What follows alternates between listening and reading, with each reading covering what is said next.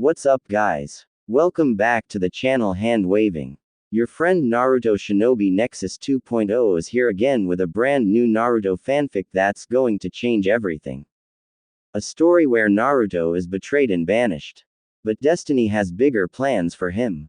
From exile to emperor, this is the journey of power, strategy, and love. Today's fanfic is titled, What If Naruto Was Trapped in an Onsen with Tsunde, Shizune and Anko? Part 2. Will be sealed with you. He said, producing a scroll, and infusing it with chakra so it would enlarge, but I will not be leaving you all here to rot. Naruto, you two hurry up and get the children. Right. Forming his favorite hand seal, Kage Bushin no Jutsu. 5 more Narutos popped into existence. Wait for me. Tsuyu yelled, then performed the same seal, leading to 4 Bushins.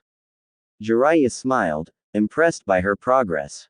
Those are special ones you have there, Akira said, and what's more, he chuckled, they make a nice pair. They do, don't they? Jiraiya smirked, she's got the same temper Kushina did when she was that age. Ack, get the hell off me you damned brat. Tsuyu yelled, I'm not a horse. Naruto had to bite back a laugh as Tsuyu turned out to be popular with children when 2 or 3 start clinging to her. Nei-chan, I want my ka-san. Whined a little boy. We're taking you to them now, Naruto assured them all, then you'll be taking you a new home, with nice people to help you. No more bad stuff, a little girl that had taken a liking to him asked. Naruto nodded, hi, no more bad stuff. Oi, what's going on out there? A boy's voice yelled, Orochimaru, is that you? Nope. Naruto yelled, this is Naruto Uzumaki. Another Uzukaki. Great. More racket. Tsuyu growled, hey, shut the up. Many of the children giggled at her, but were soon shooed away by her and Naruto's Bushins. We're here to rescue you. Yeah, right. The boy yelled, I'll believe that when Fangface stops being a pedo. It's true. Naruto yelled back, going up to the bars of the cell, are you Saiga Uchiha? Yeah, he said, what of it? Naruto quickly formed another Rasengan and blasted the door off its hinges, we're here to take you home to Konohagakure. 5 minutes after they'd left, Naruto and Tsuyu returned with at least 10 children and their Bushins. Jiraiya smiled as the parents of the children scooped them up in their arms in joy. The little girl that had clung to Naruto was taken by Shizuku, who kissed her face all over. Naruto smiled at that, then dispelled the jutsu as the original came in with Tsuyu carrying a weak and malnourished teenager a little older than themselves. Siaga. Akira cried, thank goodness. Ohayu. He raised his hand in greeting. Is that everyone? Jiraiya asked. Naruto and Tsuyu nodded. All right. He tossed out the scroll, rolling it open, everyone step into the scroll, please and we'll get you out of here in no time. Saiga looked at the man like he was crazy, but watched as the Uzumaki stepped into the sealing matrix. Jiraiya made a few hand signs and activated the scroll. Soon all of them were inside the scroll, with the exception of Saiga. You're next, Gaki, Jiraiya said, motioning for the Uchiha to step up. He grumbled but stepped onto the scroll as well and he too was drawn in when the old Sennin activated the scroll. Okay, that's that, Jiraiya said, then bit down on his thumb, Kuchio's no jutsu. Gamma appeared out of the smoke with his usual silent salute to Jiraiya. Good to see you, too, friend. Jiraiya showed him the scroll, I need you to get this to the Hokage as soon as possible, and have her open it immediately. It contains members of the Uzumaki clan, and 1 Uchiha clan member. Gamma's large eyes widened, but wrapped his tongue around the scroll and poofed away immediately. Now, Jiraiya grinned, let's blow this place to hell. I think not. Naruto jumped back at the roar as the floor beneath them erupted as a large black body shot out of the ground. Tsuyu flashed to his side and pulled him out of harm's way as the massive scales crashed down where he'd landed just a moment earlier. Shit. Jiraiya growled, that's got to be Yamato no Orochi. None other. Intruder. The massive snake hissed. Now you shall feel my hunger. The head of the demon snapped around, it maw open, and spat a green spray at the old toad Senin. He down as the spray hit the wall with a hiss. Not today, monster. Jiraiya yelled, then clapped his hands together, Hari Jigoku. His long mane of hair spiked and hardened like spines, then shot out, embedding themselves into the snake's scales. Naruto. Jiraiya yelled, use it. Naruto looked back at the old man, then at Tayuya, who now knew many things about him, except this. She looked right back at him. Then took out her flute. Whatever it is you have to do, then do it. She said, just do it. I don't know how my genjutsu will work on him, and I don't have my curse mark anymore, so all I have is my Doki summoning. Naruto nodded, biting him lip, okay, just don't hate me. You ready, Kyuubi? Hate you. Tayuya spat, what the hell are you talking about? Always, Kit. Let's go. As if in answer to Tayuya's question, a burning red chakra cloak wrapped itself around Naruto. The blonde grunted in pain and bent down on all fours as a tail and ears sprouted from the cloak, giving him the appearance of his tenant. You may have to use more than this, but let's test this bastard out. Right. Naruto shot forward in a burst of speed and slammed into the snake, digging his now razor-sharp claws into the beast's scales. Orochi screamed in pain and rage as the blonde Jinchuriki began to tear into him, then spun his body in whirling motion in an attempt to dislodge him. Jiraiya took the chance to rush over to the stunned Tayuya and rush out of the cell and back down the hall to escape the battle. Wait. Tayuya yelled, snapping out of it, what about Naruto? We won't be able to help him in close quarters like that. Jiraiya said, we need to find some place open to lure that thing. The operating room. Tayuya snapped, that's as open as it gets. Jiraiya nodded and sped back the way they'd came, only to find Naruto galloping at full speed toward the same location. Orochi was right behind him, snapping at the chakra tail in rage. What the hell is that? Tayuya asked. That chakra. That, my dear, Jiraiya said, is his great secret. He is the Nine Tails Jinchuriki. You mean? She looked down the way he'd gone and heard the terrible sounds of both of them fighting. Oh Kami, how could he be a demon? He's not, the old Senin said, he's merely the container. There's nothing different about him from any other 12-year-old boy. But because of the devastation the fox caused, he was branded with the demon's sins. The sounds of the fighting grew louder and more fierce. Tayuya ground her teeth together and squirmed out of his arms. I don't give a at this point. He needs help. She bit down on her thumb, and slammed her hand to the ground. Kuchio's no jutsu. A huge puff of smoke appeared, along with 3 large, ugly ogres. Jiraiya cringed at the sight of their weapons. Cubs, spears and axes adorned their backs. Tayuya grinned, well, you have let me sign the toad contract yet. She took out her flute and started playing a fast, erratic tune that had the 3 ogres turning around and running in the direction of the fight. As Tayuya ran after them, Jiraiya grinned and sighed, I really need to get her that contract. Kit, take it easy. You're using too much chakra.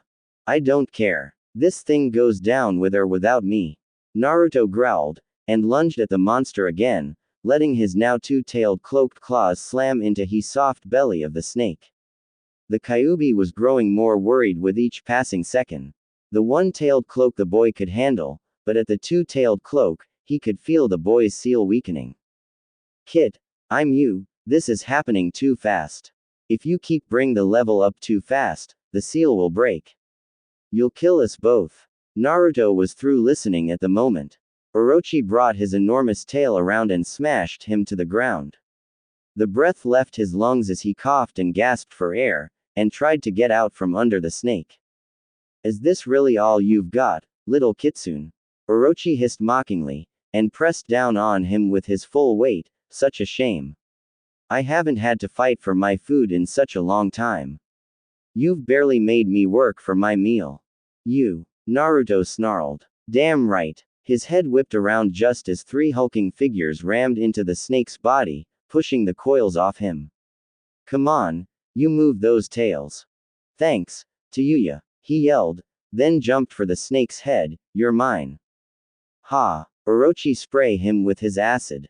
Naruto's cloak protected him, but his clothes still took some of the acid. Still Naruto jumped right on to the demon's head, and clawed at him savagely. Kit, hurry up. You're about to hit 3 tails. I'm working on it. He's tough. Use the Rasengan, Baka. The feral blonde growled and raised his hand as the chakra ball formed, turning purple from the Kyuubi's chakra. Eat this. Kyuubi Rasengan. The ball spiraled into the snake monster's head, sending him ramming into the ground. Tsuyu played her flute and ordered her Doki to attack, the 3 demons drawing their weapons and charging the demon. Orochi saw them coming and swiped his tail around, smashing them into the wall. Naruto leapt off the head, awed by how the beast could take such damage. Then a sharp pain racked through his body. Shit, he thought, it must be the 3rd tail. You're right, Kit, and if this keeps up, the 4th tail will sprout and you'll lose all control. End this now. You're not helping. It's not like I can. Wait, what about Bijudama? Not in that form, Kit. It would kill you for sure. Then what do you suggest? How else do you kill a snake but by cutting off the head? Tsuyu, the head, aim for the head. Naruto roared, the spot I launched the Rasengan. Right. Her Doki had dispelled after they'd been hit by the tail, but she still had some exploding seals. She leapt up and ran along the wall and up. She flipped off the wall just as Orochi raised his head up to pursue the blonde Jinchuriki, and landed just above his hood. What's this? Get off of me you.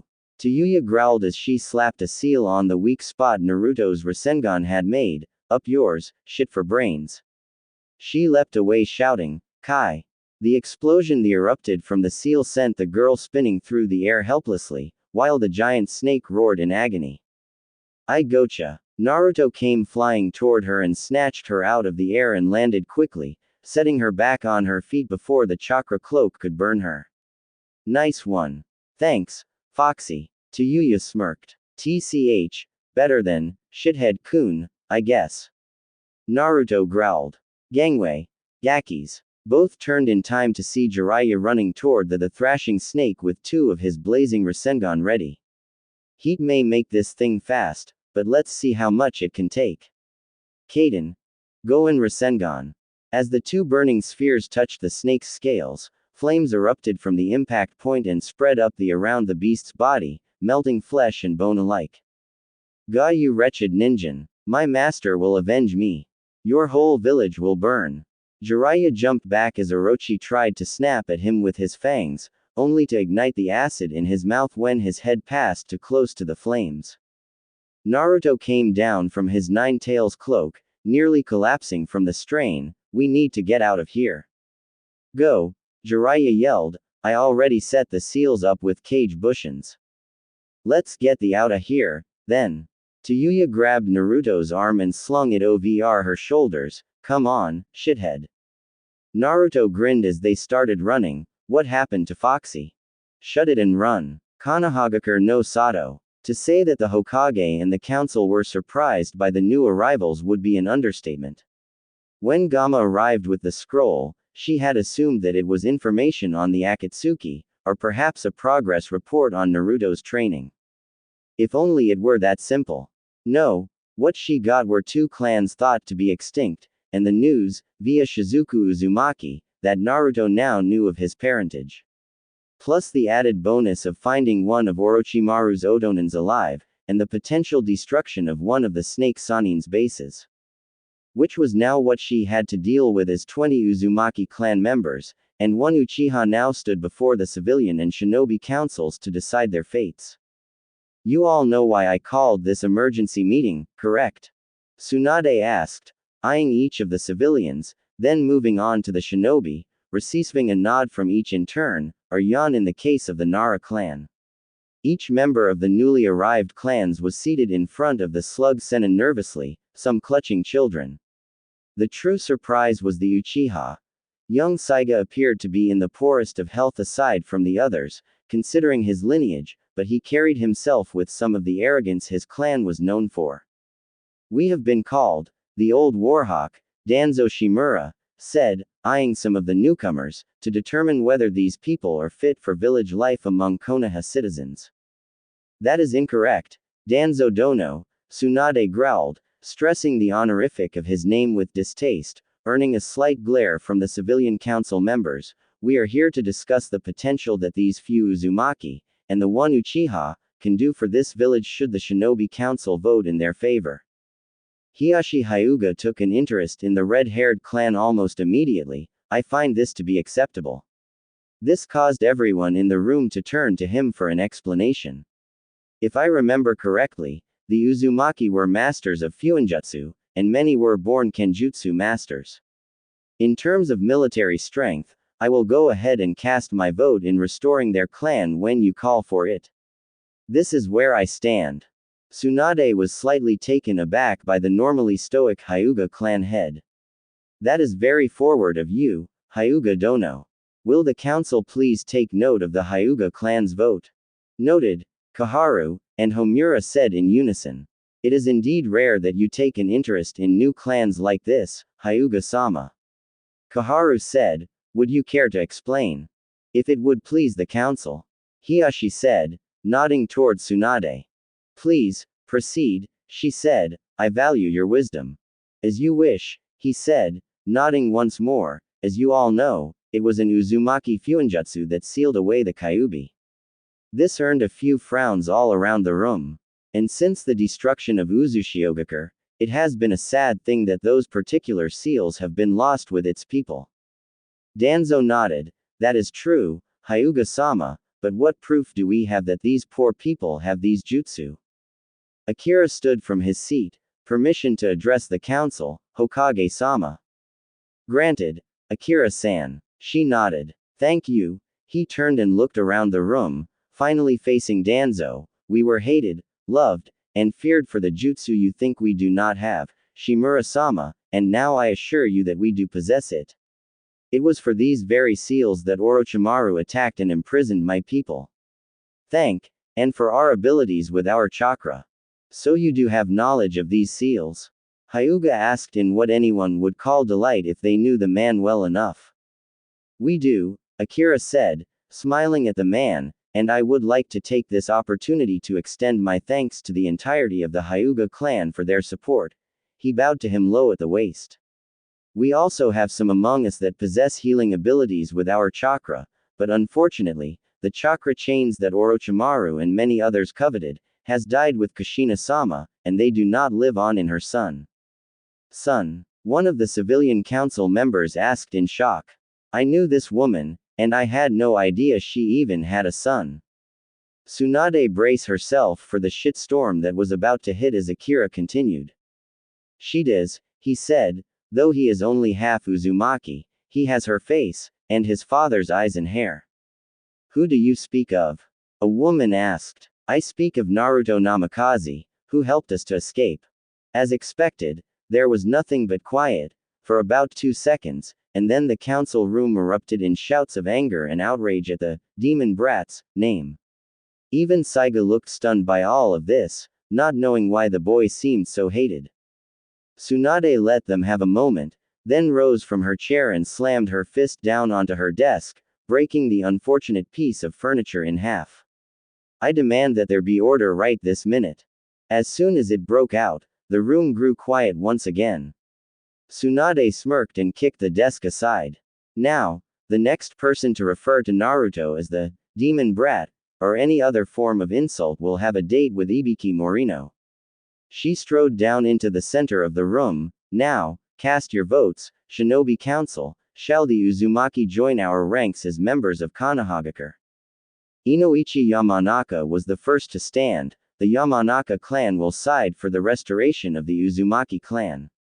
Shikaku Nara stood next. I will stand with them. So will I, Shuza Akamichi said. I see no harm in it, Sum Inazuka said. It is the logical choice to allow them to continue, said Shibi Aburame. I will side with the restoration, Asuma Sarutobi said. Tsunade smiled. As Hyuga-sama has already cast his vote, the poll is unanimous.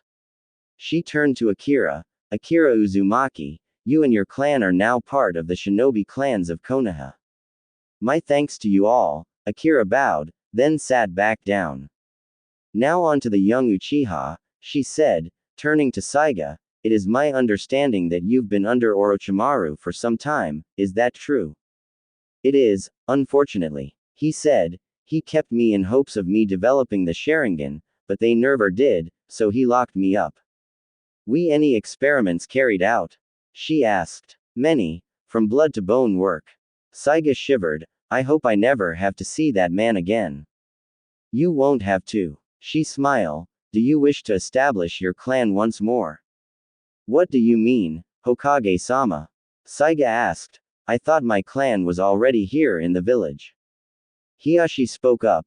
Though it is regrettable, the Uchiha were wiped out by one of their own 6 years ago.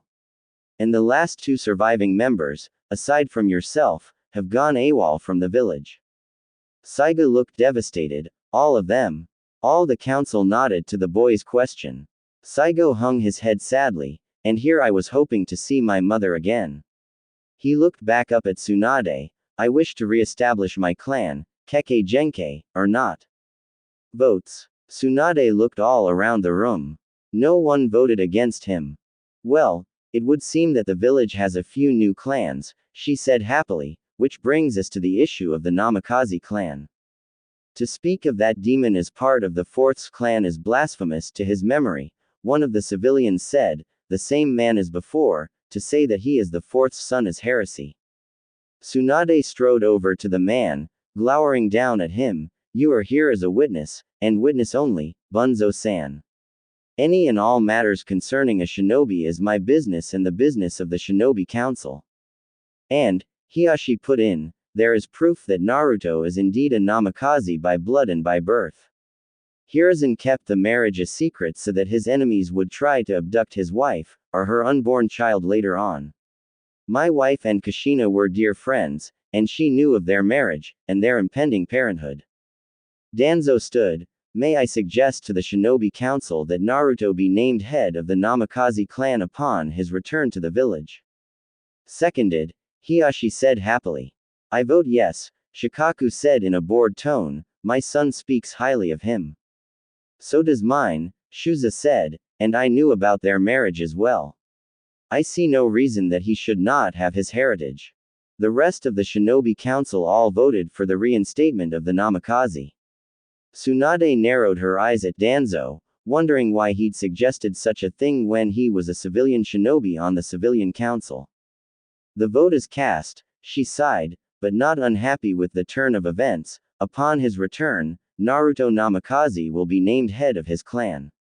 Splendid, Danzo said, then I suggest that the Clan Restoration Act be set in motion for the Uchiha and Namikaze clans immediately. Wah! Chew! Catching a cold, Kit? Kyuubi asked in concern. You may have been weakened after that fight today. Nah, I think someone's just talking about me. Naruto sniffed, rubbing his nose. Someday, huh? It certainly was. You nearly had me worried with the use of the cloak. Kyuubi chuckled. You almost went over the limit. Didn't have much of a choice. But we got the job done at least. No harm done. The Kyuubi sighed. Kit, we need to talk about that. Oh, what's wrong? Nothing, yet, Kit, and that's what I WNAT to tell you about. If you keep using my power the way you are, even in small amounts, you will kill yourself, and I will be released. Naruto was a little stunned hearing this. Why are you telling me this? Wouldn't it make more sense for you to keep that to yourself? Again the fox sighed, this time in shame. I know it doesn't make sense, but the only explanation I can give is, well, I've grown fond of you, Kit. Come again. Naruto sat up in his sleeping bag. You once threatened to rip me to shreds, and now you're saying you like me. Oh, shut up. Trust me, if I didn't like you, I'd still go through with my little plan about the next spring, but you're actually a late bloomer for that to work. Yay. Just what were you planning to do to me, Kyuubi? Spring is the fox's mating season, Kit.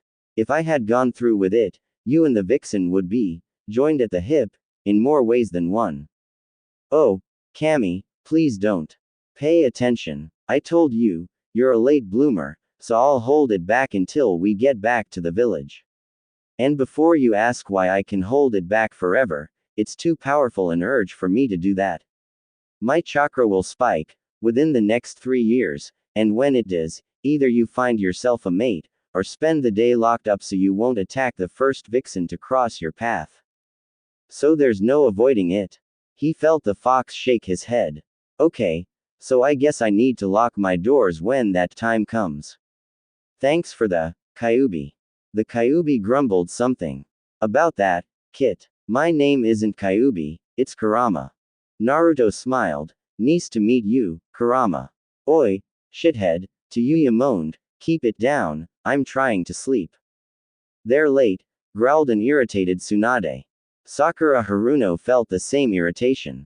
This almost as bad a waiting for Kakashi-sensei. The Pinkett growled, an almost perfect imitation of her Shishio. I wonder what Jiraiya-sama managed to teach him.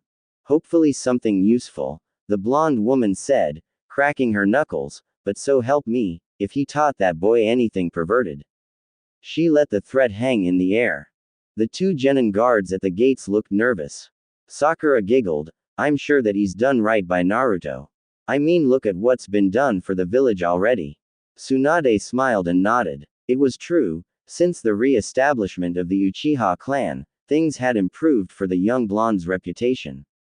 Saiga proved to be an invaluable to the village, even without his Sharingan. He was an excellent shinobi, and now his clan was well on its way to being restored. When Danzo had suggested the CRA, Tsunade had nearly sent the man flying, but Saiga had seen reason in the idea, but had made it clear that he would be the one choosing his wives, and not the council. As for the suggestion of Naruto going through the act, the clans had put that on hold, seeing as the boy in question would be returning to the village for some time. Unfortunately for him, Danzo had already composed a list of young shinobi women that showed interest in the Namikaze clan. When Sakura had heard the news of the act being forced, she'd almost broken the doors down in her attempts to get to the bandaged man. As for the Uzumaki clan, they had done well for themselves. Many of the seals they had brought to the village served greater purposes. Training weights were no longer used for young genin, as the Uzumaki gravity seals were easily applied, and easy for the young shinobi to use. Shishio, are you worried about what Naruto will say about the CRA? Sakura asked. I mean, knowing him, he's liable to pitch a fit if it's forced on him. Oh, I doubt that the council would risk upsetting the last surviving member of the Namikaze clan. Tsunade said, sighing heavily, it's the fact that Jiraiya might actually try to convince him to go through with it that has me worried. Sakura deadpanned, he would, wouldn't he? He would, she said, which is why I sent a message to him earlier this week in hopes of him. Danzo will most likely try and start pushing the girls at him as soon as he gets back, bar the Chunin exams, and find some way to tie the boy to him. Naruto won't go for that, Sakura said, he'll go straight for the exams. Tsunade chuckled, without a doubt. Suddenly, she felt a shiver going down her spine. Without a doubt, Tsunade Haim, you've done wheel. Pervert. Cool, I can see the village. Yelled a tall young blonde. We're almost home. Beside him a red-haired young woman snorted. Speak for yourself, Foxy, she said, they'll probably take me to prison, and you to the bunny farm. Naruto shivered, over my dead body, no way are you going to jail after all the help you've been. And I am not letting them stick me with a wife or two. Tayuya rolled her eyes at him, like you would know what to do with a girl if she said Ohio to you. And what does that make you? Naruto grinned, you're a girl.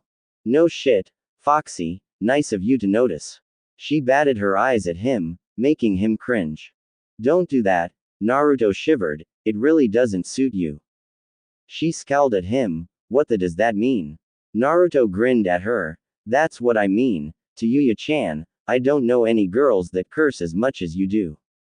So what? She growled. Naruto laughed, so a lot of girls at the village would be picking their jaws up off the ground if they heard you on one of your rants. He laughed again, imagining Ino or Sakura listening to the redhead. Matter of fact, I hope I'm there to see it.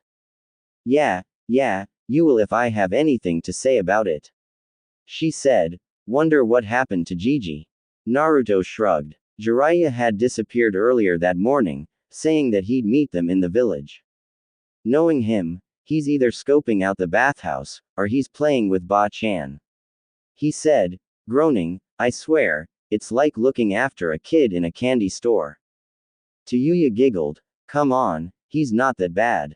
Really? After that time he tried to peep on you last year? Naruto asked. I've got nothing to hide, she said, looping her arms behind her head, so long as he doesn't try anything other than that, we're good. Naruto thought for a moment, so you don't mind being spied on? I didn't say that, she yelled. But you just said. Shut the up, she yelled. Gigi's harmless. You on the other hand. Like I'd do that. Naruto growled. You groped me. Tsuyu snapped. Are you ever gonna let me live that down? Naruto asked, blushing. I already told you that Kurama woke me up. Oh sure, blame the fox. Tsuyu sneered. That's what I said. Kurama snickered. Admit it, Kit. You've lost. Don't start. It's bad enough that she never lets me forget that little stunt you put me through. Sure, and have you forgotten what's about to happen? 2 months and it's time to go crazy, Kit. Don't remind me. Are you two fighting again? Tsuyu asked, seeing the look on his face. Whenever Naruto started staring off into space, she knew he had to be talking to his tenant again. Normally, as Naruto put it, they argued over things, like Naruto not eating enough meat. No, he's just reminding me of something I don't want to think about. Naruto said, sighing. Tsuyu shrugged, not wanting to pry. Pervert. Huh. Tsuyu blinked. Naruto laughed. I think we just found Arrow Sennin. A minute later they both heard a high-pitched scream that was most definitely the old toad sage when he was being beaten for doing research where he wasn't supposed to. You know, maybe you should take a card from his hand. You might actually win over a vixen. No thanks. Naruto shouted out loud, causing Tsuyu to look at him. What did he say this time? She asked. That I should be more like Arrow Sennin, he said, groaning again, like that would happen. I wouldn't let you live that long. She smiled sweetly, making Naruto shiver all the way to his sandals. Soon they came up to the gates of the village, and spotted 3 familiar figures. One was a taller blonde woman with pigtails, and something that made Tsuyu cross her arms in jealousy. I'm 16 for Kami's sake, where are my tits at? She grumbled. Naruto bit back a laugh that would have surely sent him flying into the Hokage monument. The other figure was a slim younger girl with short pink hair dressed in red. Lastly, of course, was a beaten and battered Jiraiya. His face was puffed up from numerous punches to the face. Naruto. Sakura called out, waving to them. Naruto smiled and waved back. Tsuyu did nothing, unsure of what to do. Naruto saw this, noticing that she'd clenched her hands. Still smiling, he reached out and took her left in his right and pulled her along gently. She didn't resist. Over the years, they'd come to do this unconsciously at times when they made it to a new village or met new people. Tsuyu was actually very shy despite her brash attitude. And when that shyness took over, he'd always take her hand like he'd just done and take the lead. When the 2 women saw this, both were equally stunned, only just noticed the girl since she seemed to be hanging back from him slightly. Sakura was more freaked than anything. The Naruto she knew was an idiotic brat that wouldn't know what to do with a girl even if someone gave him a manual. Tsunade, however, had a wide smile on her face when she saw the girl. Like father like son, huh, Jiraiya? She asked. That he is, her old partner said as the 2 teens came closer. They've come a long way in the last 3 years. I'm proud to call them both my apprentices. Tsunade gave him a look, so the toads accepted her. No, Jiraiya said sadly, she wasn't able to stay astride Bunta for more than a minute before she was thrown. But she has something different. I think you'll be surprised. Ba-chan. Naruto said, "It's great to see you." A vein throbbed on her head. "How many times have I told you not to call me that, brat?" Sakura looked worried. She knew that Tsunade had a terrible temper, even when she was sober. Shishio, I'm sure he didn't," she started, but she didn't need to worry, because a moment later the slug Sanin enveloped the younger blonde in a bone-crushing hug. "By Kami, you've grown, Naruto," she said to the boy she'd viewed as a little brother. "I can't really call you a shrimp anymore." Naruto smiled and scratched the back of his head. "Thanks, but I've still got a ways to go before I catch up to my dad." He grinned. Tsunade frowned a little. So he really did know. "But, I've had to grow a little just to keep up with the training I went through." Her smile returned. "I should hope so, and you'll have a chance to show me what you've got. The Chunin exams are coming up soon." "Cool, it's about time I earned that promotion." "Naruto," Sakura said, looking at the strange redhead standing behind him, "who's your friend?" This brought Tsunade's attention to the girl. The former Otonin bit her lip in nervousness. In Tsunade's eyes the girl slightly resembled Kushina, but she was obviously not an Uzumaki due to her low chakra levels. Low compared to the Uzumaki clan, she thought, but she's close to a Jonin's level in chakra. She also seemed to gravitate herself around the blonde teen unconsciously. Naruto grinned again. "This is my friend, Tayuya." Tsunade smiled. "Formerly of Otogakure, am I correct?" Sakura's eyes widened. "A sound ninja," she thought, then watched as Tayuya nodded. Tsunade kept the smile on her face. "Well, welcome to Konoha." "Thanks," she said, still keeping close to Naruto. "So," Sakura said, "how did the training go?" The three of them looked a little disappointed. Tsunade frowned. "Don't tell me you couldn't control the fox." "It's not that he couldn't control it," Jiraiya said, scratching his neck, "it's just using it weakens the seal." Tsunade looked a little shocked. "How bad is it?" "Bad enough," Naruto said. "The fox was the one that warned me about it." "Wait a minute," Sakura said, "the fox told you?" "You know?" Naruto asked, almost forgetting that she was there.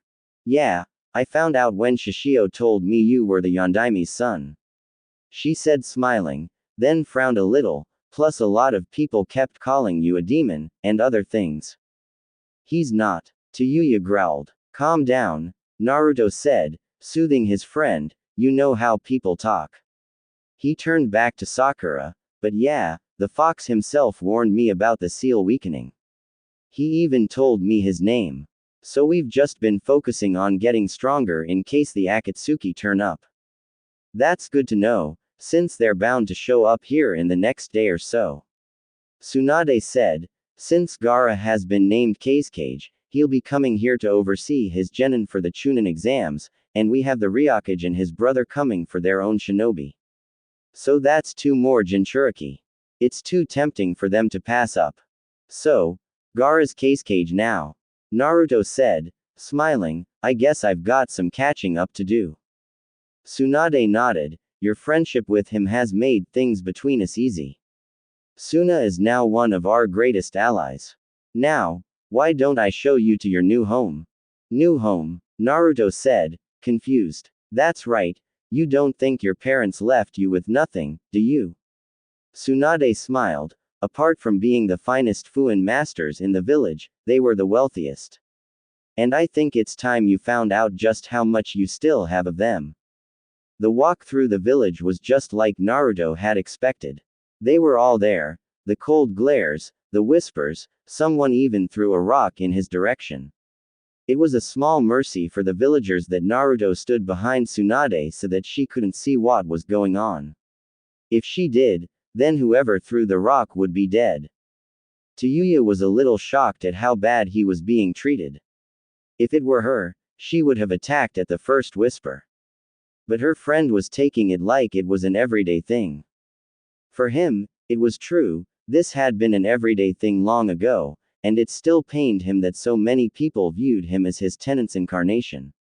At the moment, said tenant was desperately trying not to lose himself to the rage that was bubbling up inside him at his host's mistreatment. Naruto calmed him, saying that there was nothing they could do that wouldn't work against them in the villagers' favors. Look, the demon brat has himself a whore. Someone whispered, catching the blonde Jinchuriki's attention. Don't point at them, they'll hear you, said a woman. Who cares, it's not like he'll do anything. He's too afraid of being tossed out of the village. And only a whore would let herself be seen with that monster. Naruto's patience snapped then. Without stopping to think of the consequences, he rounded on the villager and punched him square in the face.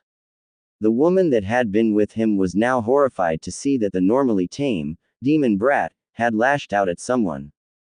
What the hell are you doing? She yelled. What right do you have to attack him? Tsunde had turned and was watching the scene unfold with interest while Jiraiya grinned in amusement. Sakura and Tayuya weren't sure what to think, neither of them were used to seeing Naruto strike out at anyone like this. What right? Naruto sneered angrily at the woman, who backed away in fear. What gives you the right to speak about someone you've never even met? For all you know, Tayuya could be the daughter of a cage, yet you assume she is my whore just because she's with me. The man he'd knocked down groaned, and staggered back to his feet. How dare you? He reached a nearby broom, and swung it. Naruto caught it easily, and crushed the wooden handle like it was nothing. How dare you? Naruto growled back. You forget, I'm a shinobi of this village. And I'm also the container of the Kyuubi no Kitsune, the same beast the Yondaime Hokage gave his life to seal away. If I didn't look up to him so much, if I didn't love this village, what's to stop me from letting the fox loose, and letting him destroy everything and everyone that's ever caused me pain? Tsunade stepped forward. I certainly wouldn't blame you. And it makes things worse that you are the Yondaime's son, and these people still treat you like trash. She then turned to the man that had provoked him. And you should know, that this being a shinobi village, you are at our mercy. Should you deem it necessary to attack one of my shinobi, then they will defend themselves. Should you provoke them, then they will act. Naruto Namikaze is a shinobi, and you will treat him with respect. The man growled, and backed away. He'd seen Tsunade's temper in action. The slug Sennin smirked, having made her point. Come along, Gaki, you should see your new home before we get down to business with the training mission. Tayuya smiled. Come on, shithead-kun, time to check the new fox den. Naruto couldn't help grinning. Are you ever going to use my name on regular basis? Do I ever? She walked back to him and looped her arm through his. Come on. You're from a respectable clan, no need to be seen around the common rabble. Jiraiya grinned when he heard a fair few growls at her comment. Tayuya-chan's right, Gaki, besides we still have to deal with that CRA, don't we? Naruto shivered. Oh, dear Kami, just what I need. Fangirls. Sakura giggled. Oh, come on, Naruto, it won't be that bad. Help me. Here we go again. Tsunade winced. Against the walls. Naruto watched as she and Sakura backed against the wall while Jiraiya slowly followed suit. Naruto and Tayuya looked at each other and shrugged and got against the wall.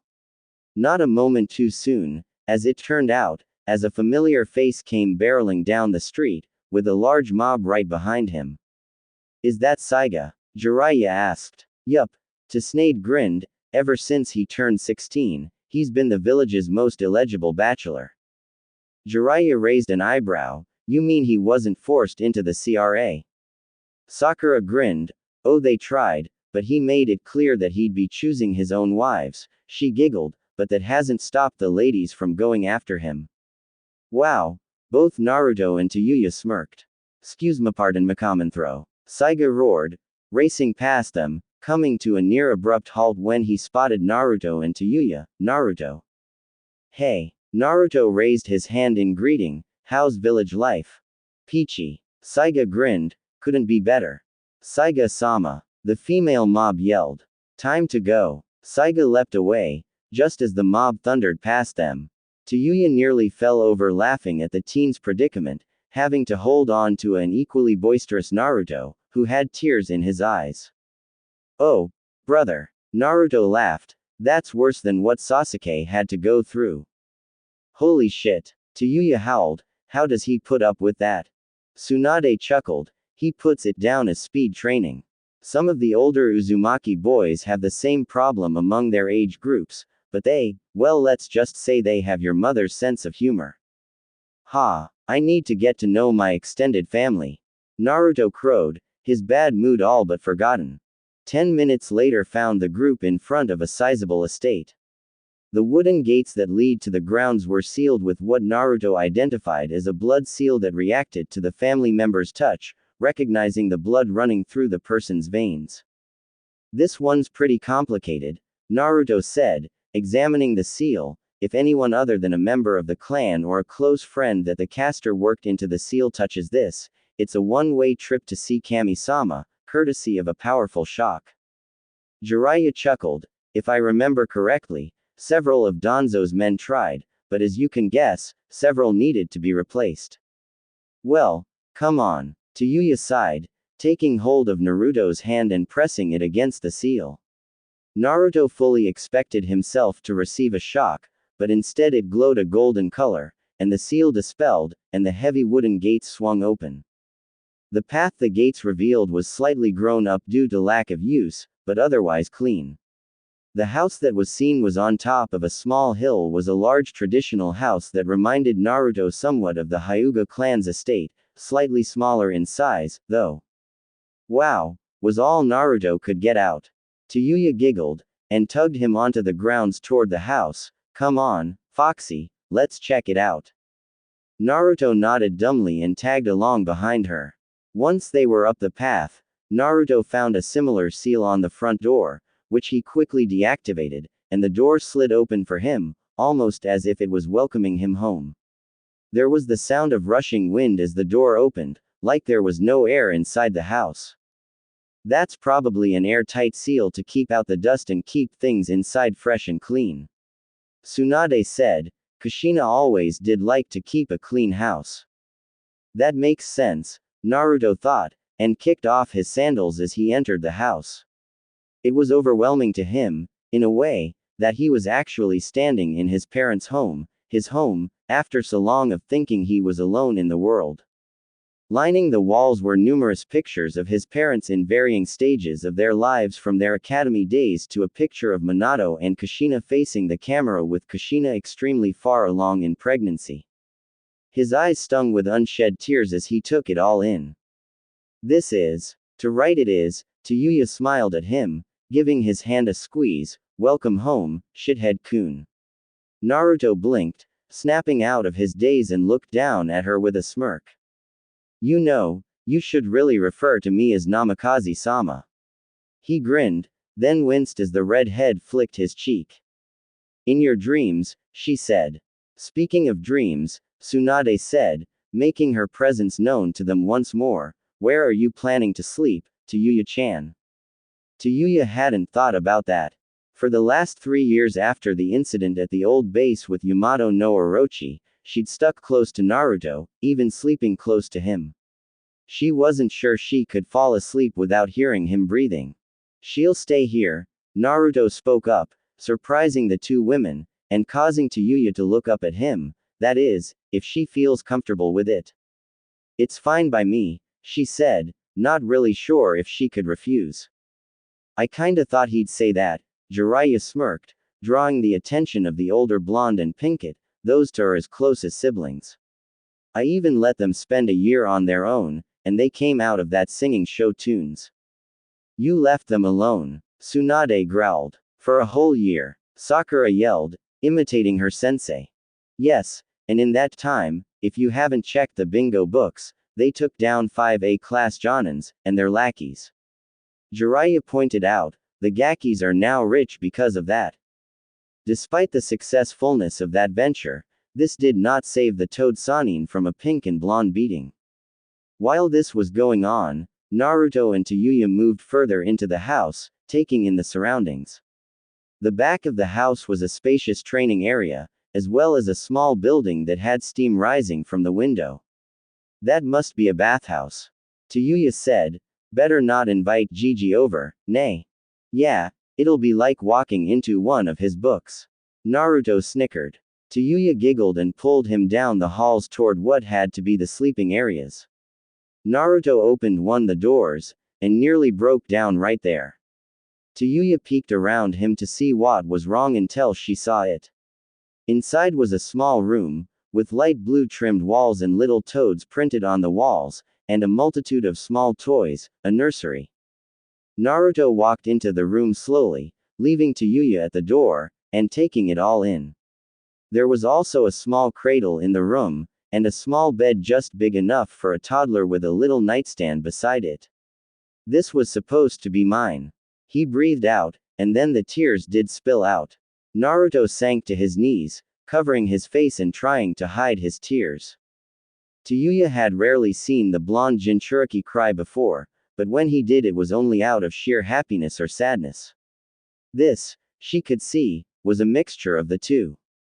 Sadness for what he'd lost and never had the chance to know.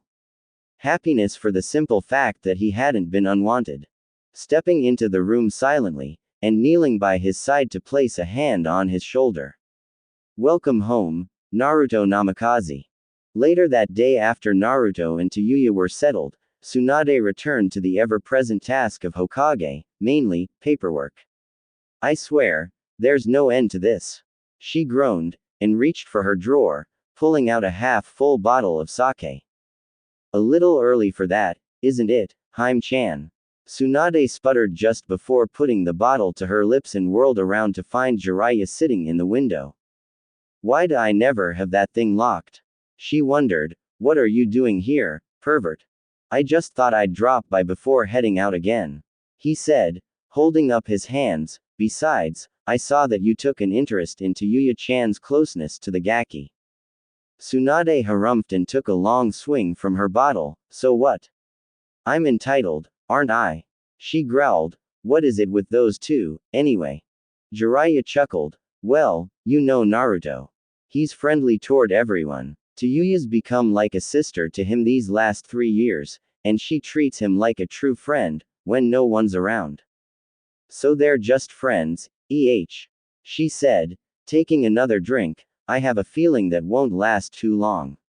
She and Jiraiya chuckled. Jiraiya smiled. Oh, there's something there all right, they're both just too dense to see it yet. I mean, the way the two of them stayed so close on the trip was proof enough for that.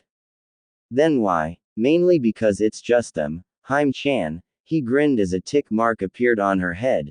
Tayuya-chan doesn't really get love, seeing as she was practically raised by Orochimaru, and Naruto wouldn't know if someone loved him unless they came out and screamed it in his face. Tsunade threw her head back and laughed. You're right about that. His mother was the same way in a sense. She didn't know how Minato felt until that one time she was kidnapped. Jiraiya grinned. He's a lot like them, isn't he? More than I can say. She said. It's almost painful how much he resembles both of them. Tell me, if you couldn't help him with the Kyuubi's chakra, then when did you work on? Jiraiya chuckled again. Believe it or not, that boy has a talent for fuinjutsu. Really? Completely, he said. He even worked out a seal that's able to draw a living soul into an object. He could imprison the Sanbi if we knew where the creature was.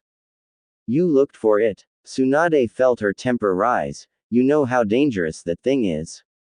It may only have 3 tails, but a biju is a biju. Calm down, Jiraiya said. They did that on their own, because, and this is what Naruto told me, Kurama, that's the fox's name, wanted his brother to live in peace. That particular seal would have let it fall into a sleep as long as the seal was in place. So it was the fox's idea. She scoffed. I find it hard to believe that a tailed beast would actually try to hunt down one of its own just to seal it away. That's what I said when they told me about the mission, but Kurama assured me that sealing the Sanbi away was for the best, since it would ruin whatever the Akatsuki have planned. Unless they have a Fuin master in their midst. They would have to, she sighed. From what I've heard, they seek to extract the biju from their Jinchuriki hosts, which we know would be the death of that person. Jiraiya groaned. After all this time, there's still so little we know. Well, There's still time, Tsunade said. After the Chunin exams, I'm going to wrap the matter of Sasuke Uchiha up for good.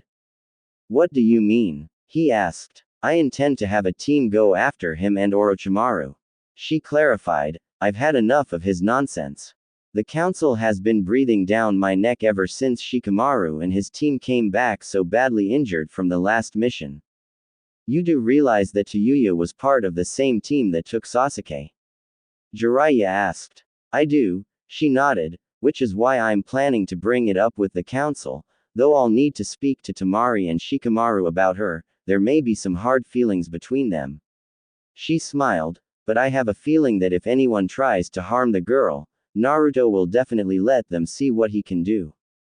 Jiraiya nodded in agreement. If anyone hurt little Tayuya-chan, Naruto wouldn't hesitate to rip into them like he was the biju he contained. Naruto sat in the living room of his parents' home, now his home, letting the day's events shift through his thoughts. Seeing the room he should have grown up in had been too much for him in the emotional long run. Even if Tayuya had comforted him, it was Kurama that had calmed him, and drawn the young blonde into his mind and let the boy blow off some steam.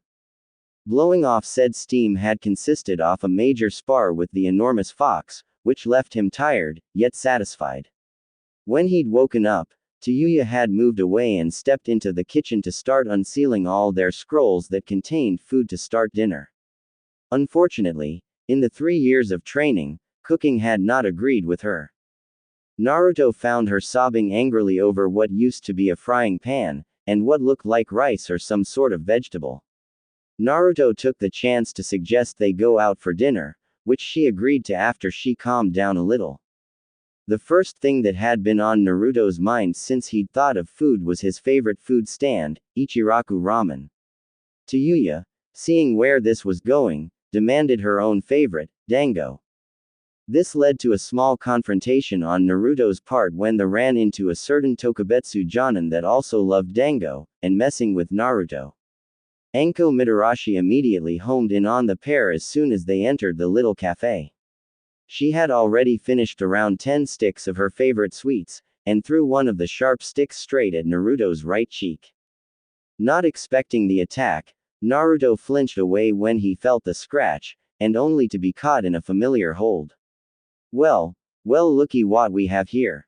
Naruto shivered as he felt Anko's tongue flick over the small trail of blood running down his cheek. Still as tasty as before. Tayuya turned a dangerous shade of red as she saw the strange woman hanging all over her friend, and more so when she noticed that her were firmly planted in the blonde genin's back. Naruto took notice of 2 things, 3 if one wanted to be technical, which was the fact that Anko was practically smothering him with her ample, and the outraged look on his red-headed companion. All in all, he was not in his happy place. The ensuing fight between the 2 kunoichi left the dango shop a mess, and several other people stuck to the walls with dango sticks, which included an unfortunate Naruto. When Anbu Ninja had finally arrived to break up the fight, Naruto had already decided that he would never go near another dango as long as he lived.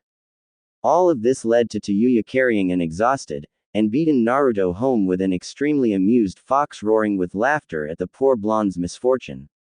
Now he found himself lounging on the couch, trying to figure out what he was going to do during the Chunin exam, or what he was going to do with Tayuya for that matter.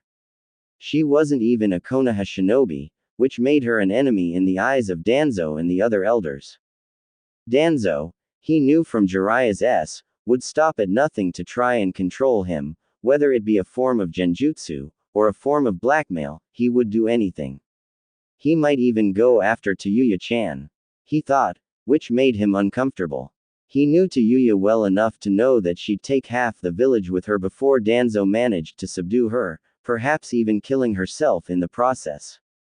And then I would fight for her. He thought, knowing full well that he was more than capable of destroying the village if he wanted. Then he heard a dark chuckling in the back of his mind. Those are dark thoughts, Kit, for one that wants nothing but peace. Why the sudden urge to destroy? It's hard to explain, Naruto said to the fox. Tayuya-chan didn't come here so people could mistreat her. That is true, Kit, but you know that people will always talk about things that interest them, and not all of it will be pleasant. Take your situation for example. People view you as myself, when you are only my container. Also, people think it blasphemous that you are the Yondaimi's son, when you carry the burden that he entrusted to you. You see. Yeah, Naruto thought, people simply place blame where none should be placed for the sins of others. Come to think of it, you never did tell me why you attacked the village, Kurama. That's something I really don't like to talk about, Kit. Truth be known, I didn't want to attack the village. When Kushina had just given birth to you, a masked man with a black cloak took you from them, and threatened to kill you if they didn't hand Kushina over to him. And they did. No, Minato managed to snatch you from him, but there were exploding seals attached to you, and he had to use his flying thunder god technique to get you away before they went off. In that amount of time, I was torn from Kushina's body, which should have killed her immediately, but she held on. It's one of the things I admired about her. She was by far the strongest female I'd ever met. Naruto smiled. Thanks, Kurama. So what happened next? Well, of course, Minato went after him. But by that time, I was already under a powerful genjutsu that was, if you can believe it, a Sharingan power. You mean it was an Uchiha? I'm not entirely sure of that, Kit. Remember, back then, the Uchiha were plentiful, which could easily mean that someone slew one of the clansmen and took their eyes from them. I guess that's true. So what happened then? I was forced to lay waste to the village. Kurama said, sadly, I had to fight with many of the village clans, including the Akamaiki clan head, and that is something I'll not soon forget. Naruto laughed, remembering that the Akamaiki clan specialized in expanding themselves into giants, making them almost impossible to best in combat. Did you have to fight my dad? Yes, as a matter of fact, he dropped a giant toad on my back. You mean, Chief Toad? Wow, that must have hurt. It did, but not as much as what happened next. I attacked you, Naruto. What? Why? Because, after the genjutsu had ceased, I was in a rage. All the while your father was getting ready to seal me away again, in a child no less. So I attacked. I guess I can understand you wanting to be free again, so what happened then? Were you sealed? Not quite. After I attacked, Kit, you must realize that the seals Minato used that night were life-threatening to the caster. He and Kushina were already dying. Kurama, Naruto said, what happened? Sai when I tried to attack you, Kit, both of them threw themselves in front of my claws. Kit, Naruto, I'm sorry. Why are you sorry? Kurama, you didn't force the seal open. It was that masked man, wasn't it? Wait, could it have been the Akatsuki? The ones that wear those black cloaks with red clouds on them. Actually, you may be right, Kit. If they attack us during the Chunin exams, one of them might be the same one that attacked 12 years ago. Naruto hopped off the couch, smiling a little at the news. This is better than I hoped. If we can at least catch one of them, we could get a lot of answers out of him. Agreed, Kit, but I have a feeling that he is a true Uchiha.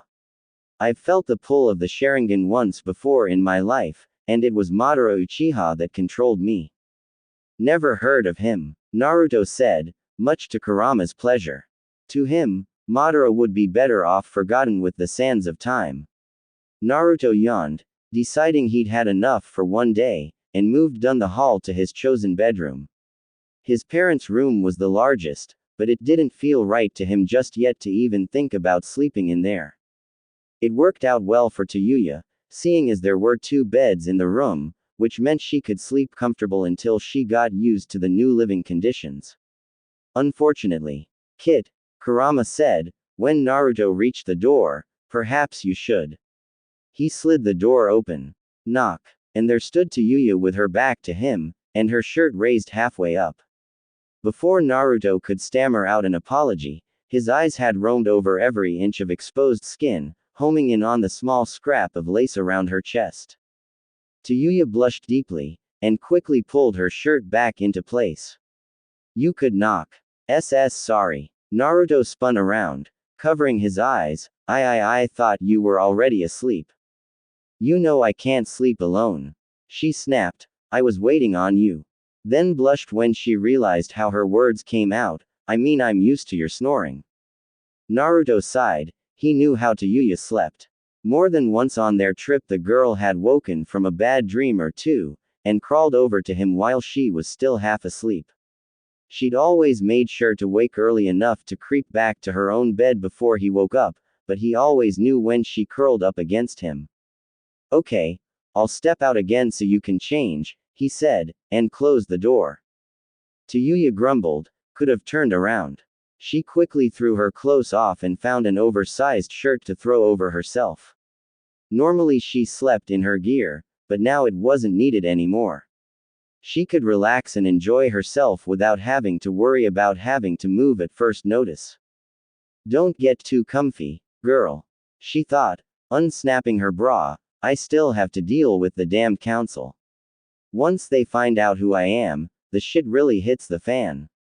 But to be able to sleep peacefully even one night was her idea of heaven. Even when they'd rested in hotels and inns there had been very little time for real rest. The best night she'd had was when she'd first started the journey, when Naruto had healed her. She blushed at that, still not knowing why she'd felt so safe. She tossed her clothes to the floor at the foot of her bed. Oi, shithead-kun, she called, I'm done, so let's get to bed.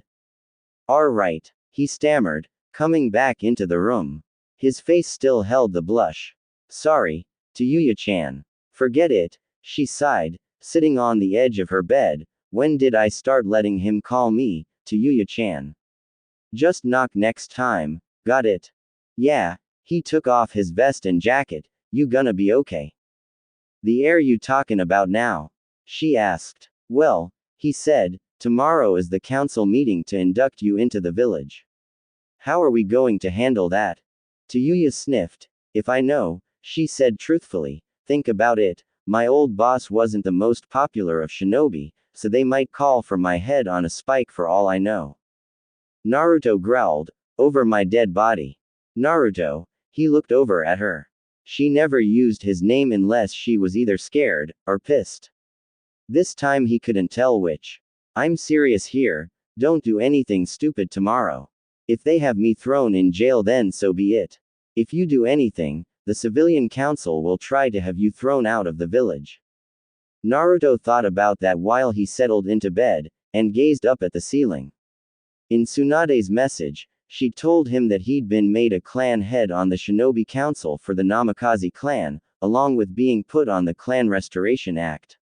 He knew enough to see that the civilians would never do something like that. It was the shinobi council that had made the decision. Could it be Danzo? What are you thinking, Kit? Kurama asked. You know there's nothing you can do if the shinobi council votes against her. Naruto smiled at that. Konoha was one of the most powerful shinobi villages in the Land of Fire. It had the Hyuga and Uchiha clans Dujutsu, and it had given birth to the Senju, Uzumaki, and Namikaze clans, three powerful clans that had no Kekkei Genkei of their own, but were feared and respected among all others so much that all three had practically been wiped out. And he was the last Namikaze. If they lost him. I've got an idea, he said, startling both Kurama and Yuya. Tomorrow, the council will see just how far I'll go for my friends. Yuya sat up and looked over at him, but saw that he'd already closed his eyes and fallen asleep. She smiled as she heard his soft snoring. You big idiot. She then settled back down and quickly fell asleep.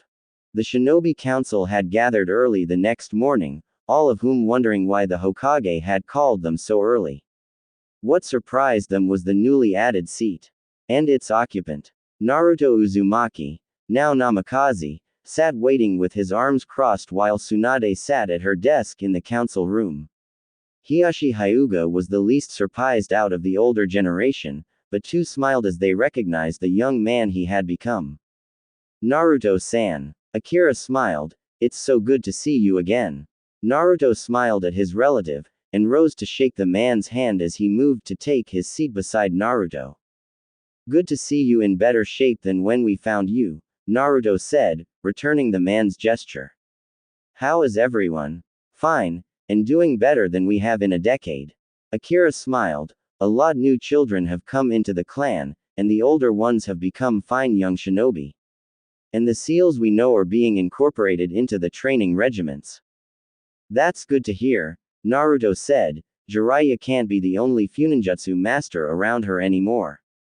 Hello, said an irritated Saiga Uchiha, did you forget about me? Naruto chuckled, rubbing his nose. Now how could I forget the person who made me laugh so much after I'd just gotten back to the village? You think that was funny? Saiga paled, remembering the countless times he'd nearly been violated by gaggles of girls when he hadn't been fast enough. Just wait, Naruto, when word gets out that you're part of a powerful clan, you'll be right there beside me, and running for the sake of your chastity. As if I'd let that happen. Tayuya yelled, making her presence known to all as she sat in the hot seat in the middle of the room. No tramp is going to do that while I'm around. Tayuya-san. Both Saiga and Akira smiled, then both of them frowned as they realized why they'd been called. Tsunade noticed this and frowned. That's two on her side. But what about the others? The Shinobi Council were all present and accounted for as the clan heads all took their seats. Next came the Civilian Council, all of whom looked directly at Naruto with displeasure. Lastly came Danzo. The bandaged man gave no emotions away as he took his seat between Koharu Utatane and Homura Mitokado. Tayuya crossed her arms and legs in annoyance as the slow proceedings of the meeting commenced. She'd never tell anyone, but she was nervous as hell. If they voted against her. Let's begin by welcoming our new council member, Tsunade said cheerfully. Naruto Namikaze Dono, please rise and greet the council please. Naruto did as he was told. Thank you for including me in the council so soon after my clan was re-established, Hokage-sama. Naruto managed to say with a straight face. Tsunade herself managed a small smile as she'd finally gotten a small ounce of respect out of the boy. You are welcomed among us, she said. Now, moving on, our topic for today's meeting is allowing a new shinobi into the village. There were murmurs and grumblings all around the room as they took in the girl in the seat before them. Tayuya restrained herself from giving many of the civilian council members the finger. She recognized two of them from the day before as the ones that had whispered insults about her and Naruto. One was the man Naruto had slugged after calling her a. The other was an older woman that had sneered at them as they'd passed by her. Then she felt a cold gaze on her, and turned to find Danzo's one eye squinting at her with scrutiny. She shivered, feeling almost like a genjutsu was being cast on her. Naruto noticed this, and he recognized that there was a genjutsu being cast over all the members of the council. Naruto growled, Kurama. I know, Kit. I feel it, too. Someone's trying to control the meeting. Can you dispel it? Damn right I will. Kurama growled, I'm going to put the fear of the saints into whoever's doing this. Naruto grinned as he felt the sheer killing intent leaking out from the fox, and into his chakra network. Kurama's chakra, as little as it was, sent a chill through the room that clashed with the genjutsu that had seeped into the room. Both Saiga and Akira snapped their heads toward the young blonde as they felt the deadly aura coming from him, making both of them cringe away from him. After a moment, the genjutsu was overpowered, and every set of eyes was now trained on the young blonde. Naruto Dono, Tsunade said, her voice low with. Yes, Naruto said, while giving Kurama the go-ahead to shut off the chakra flow. The chill immediately swept out of the room.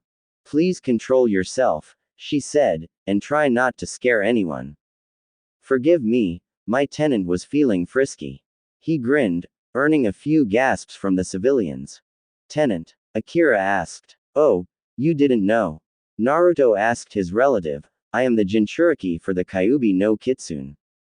Really? Saiga gasped. I thought there was something odd about your chakra signature. I thought so as well, Akira said thoughtfully. This is something. Your mother was the last container, and it was passed to you. Such a legacy.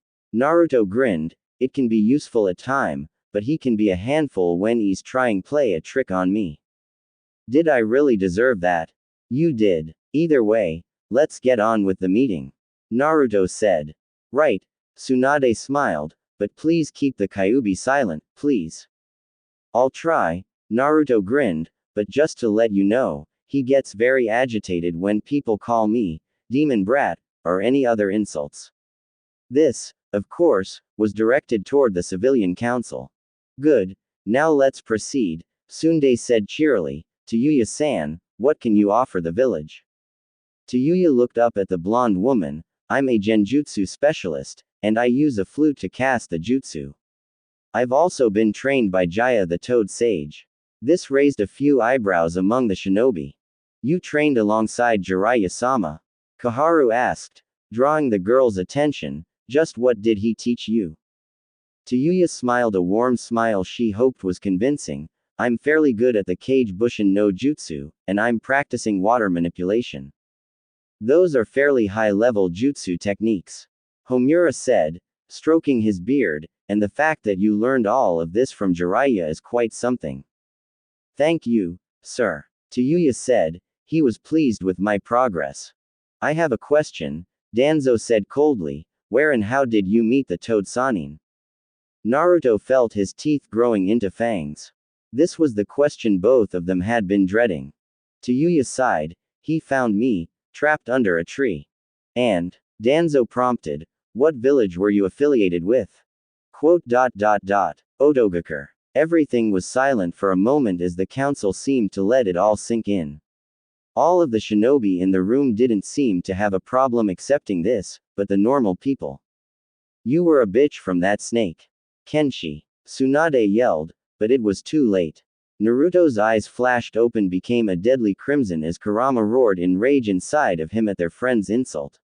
The red chakra of the Biju became visible in small streams that rose from Naruto's skin. He looked straight at the frightened villager. Say that again, Kenshi-san. His voice was deeper than usual with Kurama's influence, and I'll tear that disgusting tongue out of your skull.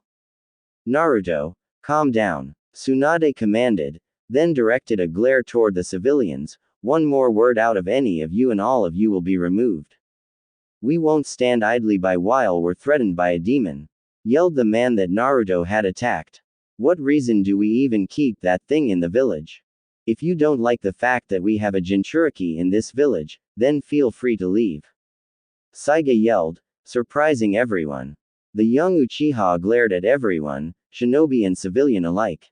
You call him a demon? You haven't seen anything remotely demonic. Even Koharu and Homura cringed at his glare. I was a prisoner of that snake as you call him, and let me tell you, if Naruto is a demon, then Orochimaru is the devil. Naruto saved me from a fate worse than death, and many others who came to this village by his behest, and now you treat him and his partner as monsters, when you owe them 2 clans. What do you know of it? Kenshi growled, the fox nearly killed everyone. Then blame the beast and not the master. Saiga yelled. I agree with Uchiha-sama, Akira said, standing, I've known 2 Jinchuriki in my life, both of them for the Kyuubi, and neither of them were remotely demonic. Insolent little. Order. Tsunade roared angrily, giving off a wave of malice that put Kurama's earlier display to shame, and had said Fox bowing his head in respect to the woman. I've had enough. The reason I called this council meeting was to induct a new shinoi to this village, not so the civilians could form a lynch mob. Anbu. 15 masked shinobi flashed into the room. Escort the civilian council out, Tsunade ordered, they've overstepped their boundaries for the last time. Tsunade Haimai, Danzo began, but was cut off by the blonde's glare. I said enough. She growled, apparently you all do not take me seriously as the Hokage as of yet. You Danzo, along with the civilian council you are the head of, will no longer be privy to these meetings. You can't do that, Koharu yelled. You have no right, Homura screeched. Oh don't I? She asked. You elected me as the Hokage, the ruler of this village, and its people. If you wanted to make the laws of this village, then you should have taken the seat yourself. Now get out of here.